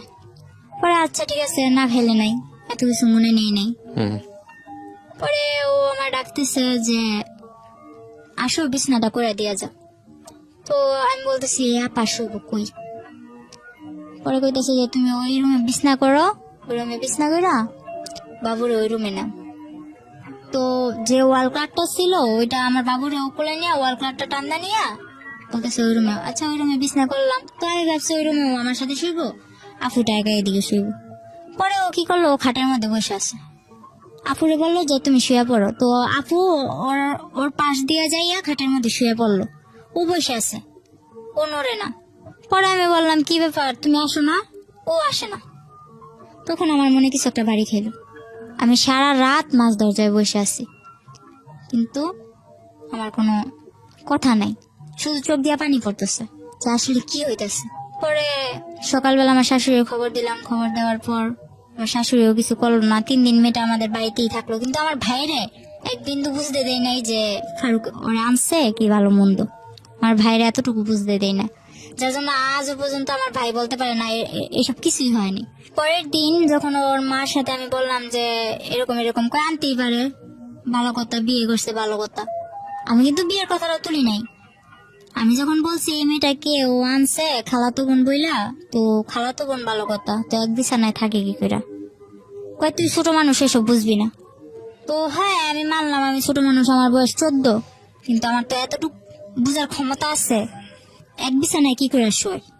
তো পরে আমার বললো কি যে হ্যাঁ বিয়ে করছে, আনছে, তো তোর কি? এটা আপনাকে কে বলেছে? আপনার শাশুড়ি? শাশুড়ি বলতেছে। তো আমার শাশুড়ির ঘরে নিয়ে যায়, আমার শাশুড়ির ঘরেই থাকে, ফারুক আমার সাথে থাকে। আমার ভাইটা মাদ্রাসায় আসে যায়, আমার ভাই কিছু জানে না। পরে মনে করেন 3 দিন পর ওই মেয়ের বাসায় চলে যায়, আমার ঘরে আবার অশান্তি শুরু হয়। ফারুকের মেজু বোন যেটা, ওটার হাজবেন্ড আবার ঘর জামাই থাকে, ওটাকে আইনা আমার ঘরে তুললো। আমার সংসার তো চলেই, এর মাঝে ওই সংসারও এ ঘরেই থাকবে। ওদের ঘরে 2টা বাচ্চা আছে, আর কাদের ঘরে 2টো বাচ্চা? ওই আমার ননাসের ঘরে, ওরা এখানে থাকবে। তো এক পর্যায়ে কি আমি বিষয়টা মাইনা নিতে পারি না। আমি অনেক চিল্লাচিল্লি করার পরে ওরে বলি যে আমি এগুলা পারবো না। আপনার বিয়ে হয়েছে 12 বছর বয়সে, আপনার কথা যদি ঠিক থেকে থাকে, তখন আপনার বয়স 14 বছর। আপনার তখন একটা বাচ্চা হয়ে গেছে। বাচ্চার বয়স তখন কত, 1 বছর বা 2 বছর? হ্যাঁ 1 বছর। 1 বছর। আর আলটিমেটলি হচ্ছে এই সময়ে আপনার হাজবেন্ড আরেকটা বিয়ে করেছে। ওকে। পরে ওরে আমি বলার পর আমি বলতেছি আমি থাকবো না তোর সাথে। আপনার মা কোথায় তখন? তখন আমার মা বিদেশ। তখনও বিদেশ? আচ্ছা। তখন আমার যখন অনেক মারধর করে আর কি, পরে এক পর্যায়ে আমার অনেক মারে আর কি। ও বলতেছে তোর পাগল বানাই দিম, তোর পাগল বানায় ছেড়ে দিম। তারপর আমি কি করলাম, মাইর খাইয়া সকালবেলা উঠা ওরে আমি বললাম তুমি আমার এরকম করে মারতে পারলা, আমি তো তোমার কাছে ইচ্ছা করে আসি নাই। এর মধ্যে ও সবাইরে জানাইছে কি, আমার বাড়ির লোক ওর বাড়ির লোক সবাইরে জানাইছে আমাদের মধ্যে কোনো একটা সম্পর্ক ছিল, আমরা প্রেম করে বিয়ে করছি। এই আমি ওর কাছে ওই চট্টগ্রাম গেছি, কিন্তু ও আমারে আনে নাই। ও জানাইছে এরকম, যাতে করে আপনি আর ফ্যামিলিতে ব্যাক করতে না পারেন। হ্যাঁ ও এরকম জানাইছে যে আমি চট্টগ্রাম গেছি ইচ্ছা কইরা, স্বইচ্ছায়, ও আমারে নেয় নাই। আমার ফ্যামিলিতেও এটা বুঝাইছে, ওর ফ্যামিলিতেও এটা বুঝাইছে। তো আমি যখন ওর ভাত খামু, ওর সংসার করমু, আমার ভিতরে এত কিছু ছিল না যে হ্যাঁ আমি ওর কথাটা দুই করমু। আচ্ছা ঠিক আছে, ও যা বলছে এটাই সত্যি, আমার সত্যি মিথ্যার প্রয়োজন নেই। এটা ভাইবা আমি ওর আর কিছু বলি নাই। আমার বাড়ির লোকেরা, তারপরে কি হলো, আপনার কি করলেন আপনি? হ্যাঁ পরে মনে করলেন আমার বাড়ির লোকেরা সত্যি কিছু বলি নাই। ও আমার অনেক মারার পর আমি যাই কেস করি একটা। কেস করলেন? আমি জানি না, ওইদিকে রাস্তাঘাটও চিনি না। মাইর খাইয়া সকালবেলা আমার ভাইটার আর আমার মেয়েটারে না খাওয়া অবস্থায়, এর মধ্যে এই মারামারির মধ্যে ও আমার 1 মাস না খাওয়ায় রাখছে। হ্যাঁ, তো আপনি 1 মাস তো না খেয়ে থাকতে পারেন না, মানে খাওয়া দাওয়ার কোনো রুটিন ছিল না আসলে? রুটিন বলতে কি, ও আমার টোটালি কোনো কিছু খাইতেই দেয় নাই। ওই পাশের যে ঘর ছিল না, উনি টিনের ঘর ছিল, তো আমার টিন কাইটা নিচ দিয়ে খাবার দিয়ে যাইতো, কিন্তু আমার শাশুড়ি জানতো না। ওইটা খেলেন আপনি? ওটা খাইতাম। তো পরে আমার ভাইয়েরও ওটা খাওয়াইতাম, আমার মেয়েরও ওইটা খাওয়াইতাম। পরে যখন ওনারা জানতে পারলো যে উনি আমার এরকম করে খাবার দেয়, ওনার উপরে কিন্তু অনেক চাপ সৃষ্টি হয়েছে। কে ছিল উনি? উনি কেউই ছিল না, ওদিকেরও কেউ ছিল না, কিন্তু ওখানে যে জায়গা কিনছে, জায়গা কিনা বাড়ি ঘর মানে করছে। আপনাদের প্রতিবেশী আর কি? হ্যাঁ। তো আপনি যেটা বলছিলেন যে আপনি পুলিশের কাছে গেলেন, মামলা করলেন, কিভাবে করলেন? মনে করেন ও আমার 500 টাকা দিছিল যে ডাক্তার কাছে যাবি, ওই টাকাটা নিয়ে রাত্রে মাইরা আবার রাত্রে 500 টাকা দিছে যে ডাক্তার কাছে যাবি। আমার যে তুই আমার প্রত্যেকবার মারস, এবার আমি তো কোনো কিছু করি না, এবার আমি কিছু করবো। প্রতিবার যখন আমার মারে, আশেপাশের লোকজন আমার বলে যে তুই ওর ভাত খাইস না, ওর সংসার থেকে চলে যা। ওর আরেকটা বউ তখন আপনাদের ঘরেই? না না, তখন ওই 3 দিন থাকার পর ওই বউর বাসায় চলে গেছে। আচ্ছা, পরে কি করছে, ও পেশায় কি করতো? ফারুক পেশায় কি করতো? তখন আমি গাড়ি কিনা দিছিলাম। কিসের গাড়ি? ওই মিনি ট্রাক গুলো আছে না, ওগুলো চালাতো? হ্যাঁ। মানে এটা আপনার মার টাকা দিয়ে? মার টাকা দিয়ে না, কিস্তি তুলছি, কিন্তু মার থেকে নিতে হইতো কিস্তি গুলো আর কি, মার থেকে ধরতে গেলে আদায় করা হইতো। ঠিক আছে, বলেন তারপর। কি রাস্তায় যায় দাঁড়াইছি, এমন অবস্থায় আমি পুলিশের কাছে যাইতে, যে কোন জায়গায় যাইতে হবে এটাও জানতাম না। তো এক পর্যায়ে একটা লোক আমার দেখা বললো যে কই জায়গা, বললাম এরকম রাস্তা আমি কেস করবো। তো ওই লোকটা বিনা স্বার্থে বিনা ভাড়ায় আমার নিয়ে যায় থানায়। তারপর যে কেস লেখলো, উনি 200 টাকা রাখছিল। এরপর স্যারের কাছে নিয়ে যায়, স্যারের কাছে নিয়ে যায়, এসআই মনে করেন বলে আচ্ছা ঠিক আছে দেখবো, টাকা দেন। তো 500 টাকা আমার কাছে ছিল, তারপর কইছে আমার কাছে 1 টাকাও নেই। আমি এরকম রাস্তার মধ্যে আসছি, এক ব্যক্তি আমার নিয়ে এসে, আমি এতটুকুই, এর বেশি আমার কাছে আর কিচ্ছু নেই। এটা শোনার পর যে কেসটা লাগছে, উনি চোখের পানিগুলো ছাড়িয়ে দিল। এরপর মনে করেন আমি বললাম আপনি আমার কেস যদি নেন, যদি মায়া লাগে, যদি আপনার ঘরে মেয়ে থাইকা থাকে তো নেন, আর যদি না নেন তাহলে কিছু করার নেই, আমি চলে যাই। এটা বললে আমি চলে আসি। চলে আসার পর ওনার নাম্বারটা নিয়ে আসি, এসআই স্যারের নাম্বারটা আমি নিয়ে আসি। পরে আসার সময় ওই যে কেস লাগছে, উনি আবার আমার 1 কাপ চা খাওয়াইলো আর 100 টাকা দিয়া বললো গাড়ি ভাড়া দিয়ে চলে যাই। তো গাড়ি ভাড়া দিয়া আসার সময় ফারুক আবার আমার দেখছে যে আমি থানার দিক থেকে আসতেছি, ও গাড়ি চালাইতেছে। পরে মনে করেন ও থানার থেকে ওদিকে গেছে, থানার ওদিকে গেছে, ও কিছু জানতে পারে নাই যে আমি গেছি কি ভালো মন্দ। বাসায় এসে আমার জিজ্ঞেস করছে কই গেছিলি? কাজিরহাট। আমি কাজিরহাট আমি ডাক্তার কাছে গেছিলাম। কাজিরহাট তো কোনো ডাক্তারের দোকান নেই। তো আমি বলতেছি একজন বলছিল আছে, তো গেছিলাম পাইনি, এটা বানায় টানায় বলে দিচ্ছি। পরে আমার তো আর মার সাথে ফোন করতে দেয় না। যাই হোক, এক ভাবির মোবাইল দিয়া ফোন করি, অনেক কষ্টে ফোন করি। ফোন করে বললাম মা আমি তো একটা কাজ করে ফেলছি, এমন এমন মারছে, তোমার এতদিন জানাই না। ওর কাছে আমি যতই মাইর খাইছি আমি তোমার মারে জানাই নাই, ঠিক আছে। পরে মনে করেন মারে জানানোর পর মায়ে কয় তুই এটা কি করছিস, তুই কেস কেন করছিস, তুই এটা ভুল করছিস। মারে বললাম আমার মারছে, ওইটা কি ভুল না? এটা বলার পর মা মনে করেন আর কিছু ভাবলো না, মা টিকিট কাটলো, বাংলাদেশে বাংলাদেশে চলে আসবো। মা ডাইরেক্ট আমার শ্বশুর বাড়ি আসে কেস করার 1 সপ্তাহ পর। হুম এর মধ্যে আমার মারধর করছে, আমি হসপিটালও আমার নিয়ে যাওয়া হয়েছে। যারা হসপিটাল নিচ্ছে তারাও মাইর খেয়েছে আমার জন্য, হুম এরকম ভাবে মারতো। আর যতবার মারতো, ওই আমার বাবা যেমন আমার সামনে রেখে আমার মারে মারতো না, ওরকম আমার মেয়েটারে আর আমার ভাইটারে সামনে রেখে আমারে মারতো। হুম তো হয়তো বা ওই সময়টা আমার ভাইটারে নিয়ে গেছিলাম দেখে আমি জীবিত আছি আজ পর্যন্ত। যতবার মারছে আর মাইরা ফেলার চেষ্টা করছে, ততবার আমার ভাইটা সামনে যা দাঁড়াইছে আর কি। হুম পরে ওরে কি করব, ওর আর কিছু করার নাই। মায় গেল, মায় যাওয়ার পর মায় অনেক টাকা পয়সা ভাঙলো কেসের মধ্যে। আমরা যদি 5,000 খাওয়াই, ওরা 10,000 খাওয়াই। ওরা যদি 10,000 খাওয়াই, আমরা 20,000 খাওয়াই। এরকম করতে করতে এক পর্যায়ে কেসটা কিভাবে ওরা নামাই নিয়ে এসে বসছে হুম টাকা দিয়ে। তো কি করছে, মা বলতেছে 3 দিন পর মা বলতেছে কই আমি বাসায় চলে যাই, আমারও তো ঘর দুয়ার যায় ঝাড়তে লাগবো। এতদিন পর 3-4 বছর 2 বছর ধরে ঘরটা এরকম ভাবে পড়ে আছে, তুই আয়। হুম তো আমি বলি মা আমি তো আসার পর মাত্র 27টা মাস ধরে এদিকে আসা কেসটা হয়েছে। কি হলো? তারপর কেসটা কি হলো নাকি কেসটা হলো না?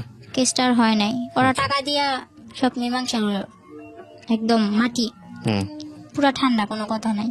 হুম পরে মা চলে আসার পর মা এক জায়গা দিয়ে আমার ভাইটা তখন বন্যায় আমার ঘর, ঠিক আছে, আমার মারধর করার মনে করেন 1 মাস আগে নাজিরহাট হুম বন্যা হয়েছিল, হয়তো শুনছিলেন, চট্টগ্রাম তলায় গেছিল পুরা। হুম আমার ঘরে প্রায় আমার বুক সমান পানি, আমার ঘরের পিড়া টিরা সবকিছু নিয়ে গেছে, শুধু আমার ঘরটা পাকা ছিল দেখে আমার ঘরটা টিকে আসছিল একটা যে স্রোতের মুখে। হুম তো এই মনে করেন আমার শুধু ভিটাটার জন্য আমার ঘরটা ছিল। পরে আমার ভাই আর আমার মা বিদেশ থেকে আসার পর আমার যে মারছে, ওদিকে না চাইয়া আমি বলছি যে মা আমি ওর বাটি খামু। মানুষ কত কষ্ট করে ভাত খায় না, গাজারও ভাত খায়, জোয়ারও ভাত খায়, আমি ওর ভাত খামু। পরে মা তারপর বলছেন আপনি ফারুকের ভাত খান। হ্যাঁ, আমার একটা মেয়ে আছে, আমি খামু। কারণ আমার মাও আমার বাবার রেখা চলে আইছে, আমিও যদি চলে যাই তাহলে মানে আপনি চিন্তা করেছেন যে আপনার মতোই যদি আপনার মেয়েটার ফিউচার হয়, হ্যাঁ। যাতে না হয় সে কারণে। হ্যাঁ পরে কি করলাম, মারে এসব বুঝে আমারে বাসায় পাঠাই দিলাম। মায়ে আসলো, মায়ে এসে 3 দিন পর মনে করেন আমার উপরে আবার মারধর করার পর আমি বললাম যে আচ্ছা ঠিক আছে, আমার মারধর করিস না, আমি বাসা থেকে ঘুরে আসি, আমি আবার চলে আসবো, কিন্তু বাসা থেকে ঘুরে আসি। পরে বলতেছে তুই তো গেলারাবি না। পরে বলতেছি না আমি আমু। তখন গ্রামের মানুষ একটা প্রশ্ন তুললো, কি কয় তোমরা যে বিয়ে করছো, এই বিয়ের প্রমাণটা দাও। আমারে বলতেছে বিয়ের প্রমাণ দিতাম। ও বলে আমরা কোনো বিয়ে করি না, এতদিন আমরা অবৈধ সংসার করছি, এতদিন আমরা অবৈধ সংসার করছি। এটা যখন ও বলে, তখন আমি বলি যে ওই যে লেখালেখি দেখছি, আমি বলি না আমি আলহামদুলিল্লাহ কইছি ঠিকই, কিন্তু আমার তো এতটুকু খেয়াল আছে যে ওই সময় কিছু লেখালেখি হয়েছিল। পরে বলতেছে আচ্ছা ঠিক আছে, ওই প্রমাণ দাও। ও বলে না এর কোনো প্রমাণ নাই। তো আমার বিয়ে তো হয়েছিল কক্সবাজার চকরিয়া, হুম ওই ঠিকানাটা আমার মারেও দেয় না, আমারও দেয় না। এক পর্যায়ে আমি বললাম আচ্ছা ঠিক আছে, তুই ঠিকানা দিবি না ভালো কথা, আমিও অসুস্থ, তুই আমার টাকা দে, আমি বাসা যাম। আমি তোর 1 টাকাও দিতাম না, তুই যদি বাসা থেকে সুস্থ আইতে পারস তাহলে তুই যা, কিভাবে যাবি, তারপর আবার চলে আসবি। হুম তারপর আমি মার থেকে টাকা নিয়ে 800 টাকা নিলাম, টাকা নিয়ে বাসায় চলে গেলাম। বাসায় চলে যাওয়ার পর মারে বললাম বুঝে যে মা আমি ওর ভাত খামো না, ব্যাস এতটুকুই। এরপর ওই ওদের গ্রামের মাদবর চেয়ারম্যানরা বলতেছে কি ব্যাপার, তুমি প্রমাণ দিতে পারতো না, তাহলে সত্যি সত্যি এতদিন তুমি অবৈধ সংসার করছো। পরে আবার আমি আমার মার থেকে মনে করেন খোঁচাই টোচাই টাকা নিয়ে যে জায়গায় বিয়ে হয়েছিল ওই জায়গায় গেছি আমি, হুম ওই জায়গাটাই গেছি, যাইয়া ওই কাজিরে খুঁজা বাইর করছি আমি একা, আমার Okay. মেয়ে আমার মার কাছে। হুম আর আমি একা ওই কাজিরে চট্টগ্রাম চকরিয়া যাইয়া ওই কাজী মতিন রে খুঁজা বাইর করি। হুম খুঁজা বাইর করার পরে ওই কাজের অনেক বুঝা টুজা টাকা পয়সা কিছু দিয়া আমার বন্ধু বান্ধব কতগুলো আসলো, ওই যে বন্ধু বান্ধব কিন্তু আমার না, বন্ধু বান্ধব ওরই, ওই যে আমার মেসেঞ্জার বুঝাইছে, ফেসবুক বুঝাইছে, যে এই যে দেখ ফেসবুক এমনি চালায়, মেসেঞ্জার এইভাবে চালায়, এইভাবে চ্যাটিং করে। হুম তো ওর বন্ধু বান্ধব গুলারে আমি ফোন দিছি। যে এরকম এরকম। তখন ওর বন্ধু বান্ধব গুলা ওর হয়ে আর একটাও কথা কয় না, সবাই আমার হয়ে এই কথা বলে। পরে আমি যখন বুঝা বললাম যে ভাই আমি তো এরকম কাবিনের কাগজ নিতে আসছি, তো আমার দেয় না টাকা ছাড়া, আমার কাছে তো যাওয়ার ভাড়াও নাই। এটা বলার পরে বলতেছে আচ্ছা ঠিক আছে আমরা দেই। তারপর ওনারা 4-5 জন ম্যানেজ করে আমারে 4-5 হাজার টাকা দেয়। আচ্ছা, ওইটা দিয়ে আমি কাবিনের কাগজটা তুলে নিয়ে যাই, কিন্তু নিয়ে যাই ও কিছু করতে পারি নাই। ওই ছবি তুলা ইমোতে মাতবরের কাছে দিছিলাম। তারপর কি আমি ওর বাদ খামু না। এর মধ্যে আমার বাবা কি করলো, 12 বছর পর আমার মারে বললো কি আমার মেয়ের সাথে এত বড় অন্যায় হয়েছে, যে বাবা নি বলতো যে ও আমার জন্মের না, ওই বাবা বলতেছে আমার মেয়ের সাথে যখন এত কিছু হয়েছে আমি এর শেষ দিকে চান। ওই আমার বাবা দোকান ভাঙচুরে এগুলা করে আমার মারে আর কি একটু একরকম পটাইলো। মারে পটানোর পর মা বলতেছে 12 বছর পর যখন ও মেয়ে স্বীকার করছে, মেয়ের জন্য এত কিছু করতেছে বা করবো, তাইলে ওরে আমি আনতেই পারি। গ্রামের সবাই বলছে দেখ তুই ওরে আনিস না। আমার বাবারে ডাইরেক্ট 2 হাত দানা করছে যে ওরে কিন্তু তোর সংসারে আবার আনিস না। তো আমার মা আনছে, আনার পর আমরাও ভাবছি বাবা পাইছি দুনিয়া পাইছি। তো বাবা পাইছি দুনিয়া পাইছি এটা ভাববা বাবারে খুব হাসি মুখে অনেক 6-7 দিন সংসার কাটা গেছে।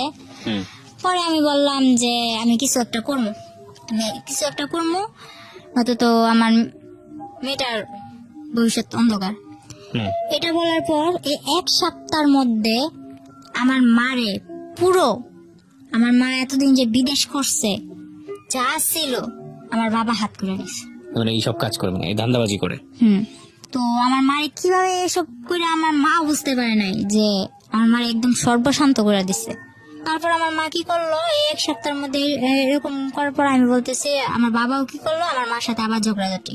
তো যখন বললো তুই এরকম করলে কোনো লাভ নাই, এখন সবকিছু তো আমার বাবা বলতেছে মারে এই কথা বলার পর মা বললো আচ্ছা ঠিক আছে সবকিছু তোমার, তাহলে তুমি সংসার চালাও। কই চালামু, আমি ভুষামাল রাখছি, এই ভুষামালের জন্য তুই টাকা দে। তো মা বললো আমি টাকা দিন করতে যা ছিল তোমার তো দিয়েই দিছি, বলে কিস্তি তুলে দে। শেষ পর্যায়ে মা একটা কিস্তি তুলে দেয়। কিস্তি তুলে দেওয়ার পর বাবা ওই কিস্তির টাকা মুখা নিয়ে বাবা চলে যায়। তো ওই সময় আমাদের সংসারটা এরকম পর্যায়ে যায়, একবেলা খাইতো আর একবেলা তাকায় থাকি। তখন আমি বললাম মা আমি কিছু একটা করুন। তো মা কি করলো, বয়স বাড়াইয়া আমার জন্ম তারিখ হলো 2002 সালের এপ্রিল মাসের 3 তারিখে। তো আমার জন্মের 1995 সালে না কয় সালে কি আমার 25 বছর করে একটা পাসপোর্ট করে, জন্ম নিবন্ধনের কার্ড করে 11 দিনে আমার মা পাসপোর্টটা বের করে টাকা দিয়া, ধার করে টাকা নিয়ে আমার পাসপোর্ট করছে আর বাইরে পাঠাই দিব। বাবা 1 মাস পর আবার এসে বলতেছে আমি সংসারের হাল ধরমু, মাইয়াটা বিদেশ পাঠানো লাগতো না, মায়ের বিয়া দিব। আমার মেয়েটা আছে বলতেছে নাতিন আমি পালমু, মাইয়া বিয়া দিব। তখন মা এখনো জানে না, কিন্তু আমি খবর নিয়ে দেখছি এমন একটা ছেলের সাথে বিয়ে দিতে চায় যে আমি মনে করি যদি গরিবের ভাতও খায় না, বাসতলায়ও থাকে না, তাও সুখ আছে, কিন্তু যারা নেশা করে তাদের ভিতরে সুখ নেই। এটা জানার পর আমি বাবার সাথে অনেক রাগারাগি অনেক কিছু। পরে আমি আবার ফারুকের সাথে যোগাযোগ করা শুরু করি, লুকায় টুকায়। আমি চলে আসার পর বাবা 3 মাস আমার মোবাইলটা বন্ধ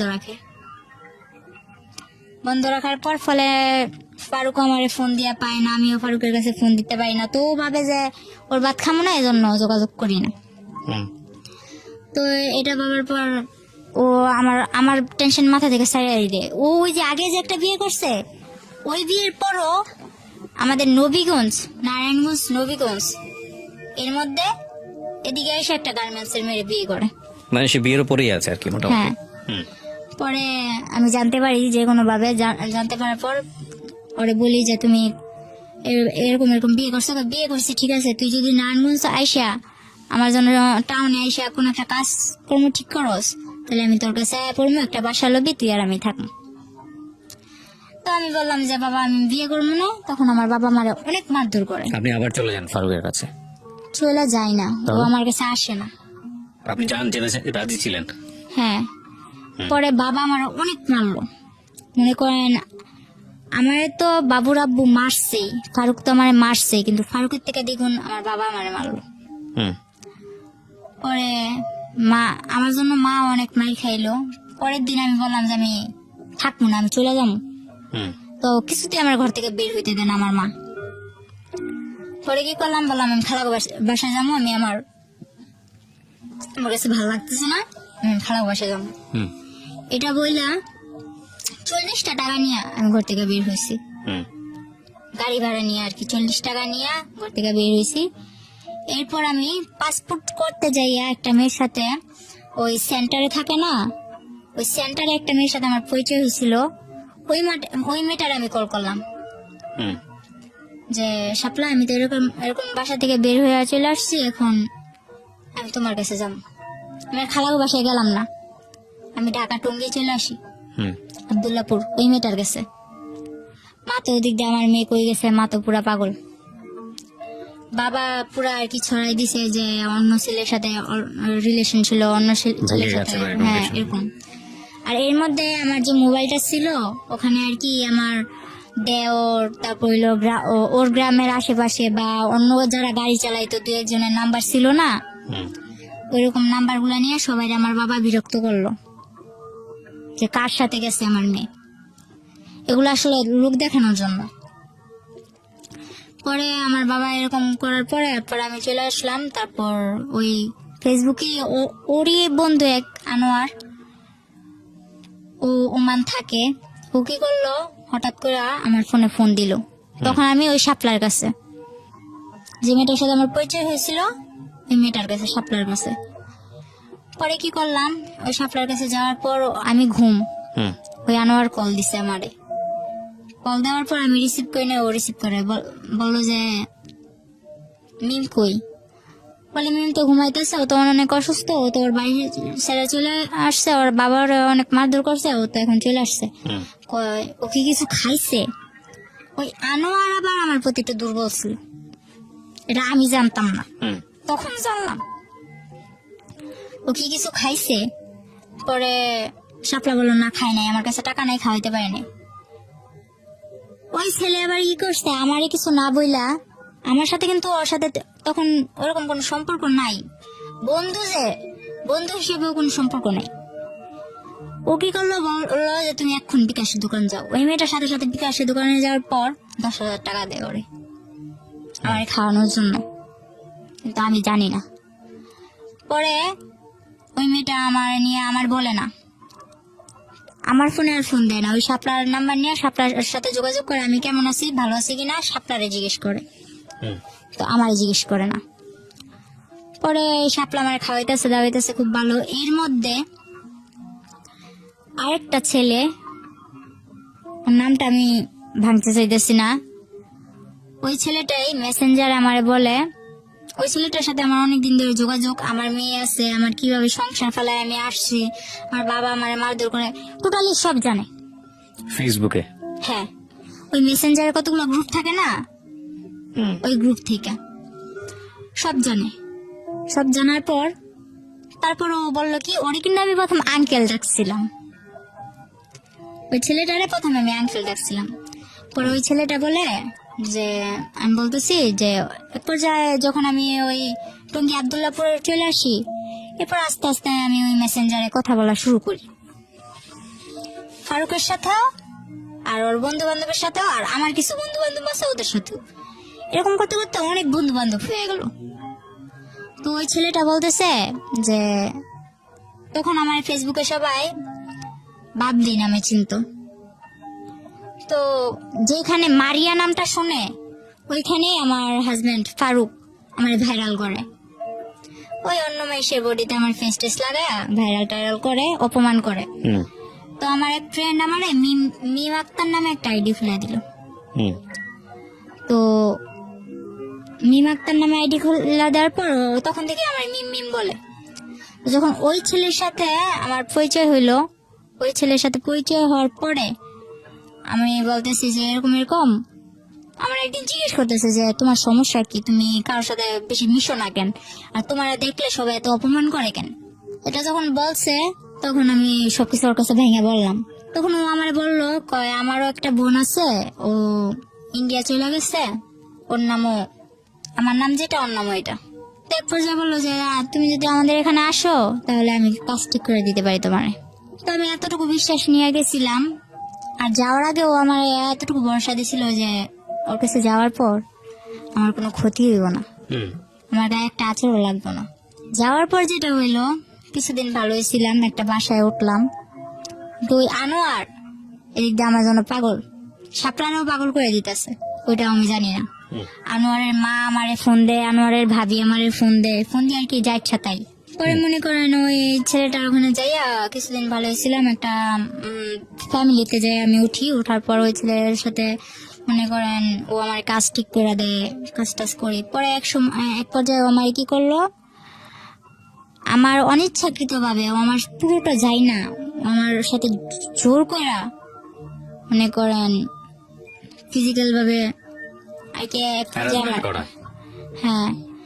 পরে এরকম করতে লাগলো, এরকম করতে করতে তিনবার আমার সাথে এরকম বাজে এরকম হয়েছে। তখন আমার মার কাছে। তো আপনি ছেলেটার কাছে কেন গেলেন? ওই ছেলেটার কাছে তো আমি যাই নাই, ওই যে আমি টঙ্গী চলে আসি আর বাচ্চা টাচ্চা বাবা মা সব ফালা রেখা টঙ্গী থেকে ও আমারে বললো যে তুমি এদিকে আসলে নারায়ণগঞ্জ আসলে। এটা যাওয়া ছেলেটার কাছে, বুঝতে হবে কোনটা ছেলের কাছে যাওয়া কোনটা ছেলেটার কাছে যাওয়া না, এটা বুঝতে হবে। না দেখেন, আপনি এখন বর্তমানে কি করছেন এটা একটু বলেন তো আমাকে। আমি বর্তমানে কিছু করতেছি না, বর্তমানে হাজবেন্ডের সাথে আপনার কোনো সম্পর্ক নাই, ফারুকের সঙ্গে কোনো সম্পর্ক না। আচ্ছা, আর এখন আপনার কিভাবে চলে? আপনার বাচ্চাটা কোথায় থাকে? আমার বাচ্চাটা আমার মার কাছে থাকে, আমি আমার মার কাছে আছি। আর আমি চলে যাওয়ার পর আমার বাবা বাসা থেকে তাড়ানোর পর এর এক সপ্তাহ পর আমার বাবা নিজেও চলে যায়। সেটা নাইবা জানলাম। আজকে এই ঘটনাটা পুরোটা শোনার সময় আমি যথেষ্ট ধৈর্য হারিয়েছি বিকজ অফ গল্প বলার স্টাইলে, কিন্তু আমার কাছে মনে হয়েছে বলার সুযোগ দেওয়া উচিত। যারা ধৈর্য ধরে শেষ পর্যন্ত শুনেছেন তাদেরকে বেশ কয়েকটা কথা বলার জন্য, এবং এই কথাগুলো যে খুব বেশি নতুন তা না। একটা যেটা হচ্ছে কি মিম, প্রথম কথা হচ্ছে যে আপনার আসলে আগাগোড়া তেমন কোনো দোষী নেই। আপনি বর্তমানে বয়স হচ্ছে 18 বছর, আপনি এর মধ্যেই আপনার বাচ্চার বয়স 4 বছর, যাকে কোলে করে নিয়ে এসেছেন আপনি, এবং আপনি যে ভাইয়ের কথা বলছিলেন সে ভাইও আপনার সঙ্গে বোধহয় এসছে। জি আচ্ছা, তো প্রথম কথা হচ্ছে মিম, আপনার এই আগাগোড়া কোনো দোষী নাই। আপনি যতগুলো ভুল এখানে করেছেন, আপনি বয়সের খাতিরে সবগুলো ভুলের এক ধরনের মাপ পেয়ে যান। কেন পান আমি সেটা বলি। কারণটা হচ্ছে এই 18 বছর বয়স বা 20-22 বছর বয়স ম্যাচুরিটির জন্য খুব বেশি বয়স না। মেন্টাল ম্যাচুরিটি যেটাকে আমরা বলি, মানসিকভাবে পরিপক্ক হওয়া বাংলায় যেটাকে বলে, তো সেটার জন্য বয়স তেমন কোনো বয়স না। কিন্তু এই 18 বছর আপনার জীবনে যত বড় বড় ঝড় গেছে, সেটা সারা জীবনেও অনেক মানুষ সেটা ফেস করে না। আপনি আজকে কষ্ট করে এখানে এসেছেন, গল্পটা বললেন, এবং আমি জানি বাংলাদেশের অনেক মেয়ের, প্রত্যন্ত গ্রামাঞ্চলের অনেক মেয়ের জীবন গল্পই হয়তো আপনার মতো। তো সেই জায়গাটা থেকে আমি আপনাকে রিকোয়েস্ট করবো, মূল ফোকাসটা হওয়া উচিত আপনার লেখাপড়া। এখনো মাত্র 18 বছর বয়স, আপনি এই লেখাপড়া এবং পাশাপাশি কিছু কাজ করে নিজের পায়ে দাঁড়ানো।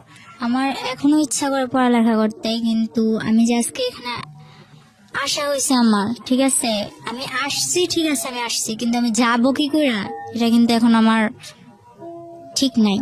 মানে আপনি অর্থনৈতিক সাপোর্টের কথা বলতেছেন? হ্যাঁ, কিন্তু আপনার ইচ্ছা থাকলে সেটা সম্ভব।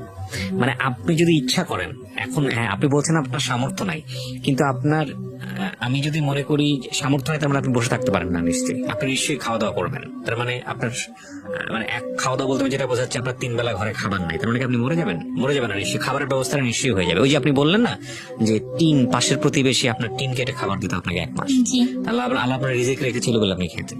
ওইখানে একটা প্যাশন থাকতে হয় যে না, আমাকে সার্ভাইভ করতে হবে, আমাকে বেঁচে থাকতে হবে, আমাকে লেখাপড়া শিখতে হবে, আমার লেখাপড়াই হচ্ছে আমার মুক্তি, এটাই হচ্ছে আমার রাস্তা। হ্যাঁ, with the name of Almighty Allah. So আপনি যদি এভাবে চিন্তা করেন, তাহলে দেখবেন যে লেখাপড়াটা আপনার কাছে আসছে, আপনি শিখতে পারছেন। জীবনে যত নাটকীয় ঘটনা ঘটে, যত ভালো ভালো রেজাল্ট আসে, তার পেছনে একটা মানে খুব শক্তিশালী একটা বলা যেতে পারে না পাওয়ার মতো একটা ঘটনা থাকে। লাইক আপনি এখন যে অবস্থার মধ্যে আছেন, কিন্তু আপনাকে বিশ্বাস করতে হবে যে না, আমি এই জায়গাটা থেকে বের হয়ে আসতে পারবো। আপনি যদি মনোবল, যদি শক্তি থাকে, আল্লাহ আপনার পাশে আছেন, সবসময় আছেন। প্রিয় শ্রোতা, আমি শেষ করছি আজকের এই জীবন গল্প। অনেক লম্বা সময় ধরে বললাম। আমি জানি বাংলাদেশের অনেক মেয়ের পারিবারিক যে নিরাপত্তা বেষ্টনী, সেখানে অনেক বড় সমস্যা আছে। তো সব কথা শেষ কথাটা হচ্ছে এটাই যে আমরা যেন আমাদের সন্তানদেরকে ওই নিরাপত্তা বেষ্টনীর মধ্যে রাখতে পারি পারিবারিক ভাবে। এটা তাদের জন্য খুব খুব খুব প্রয়োজন, খুব প্রয়োজন। তো থ্যাংক ইউ সো মাচ। আজকে যারা অনুষ্ঠানটা শুনলেন তাদেরকে ধন্যবাদ জানাচ্ছি। আগামী বুধবার আবারও কথা হবে। অনেক অনেক ভালো থাকবেন। শুভরাত্রি। জীবন গল্প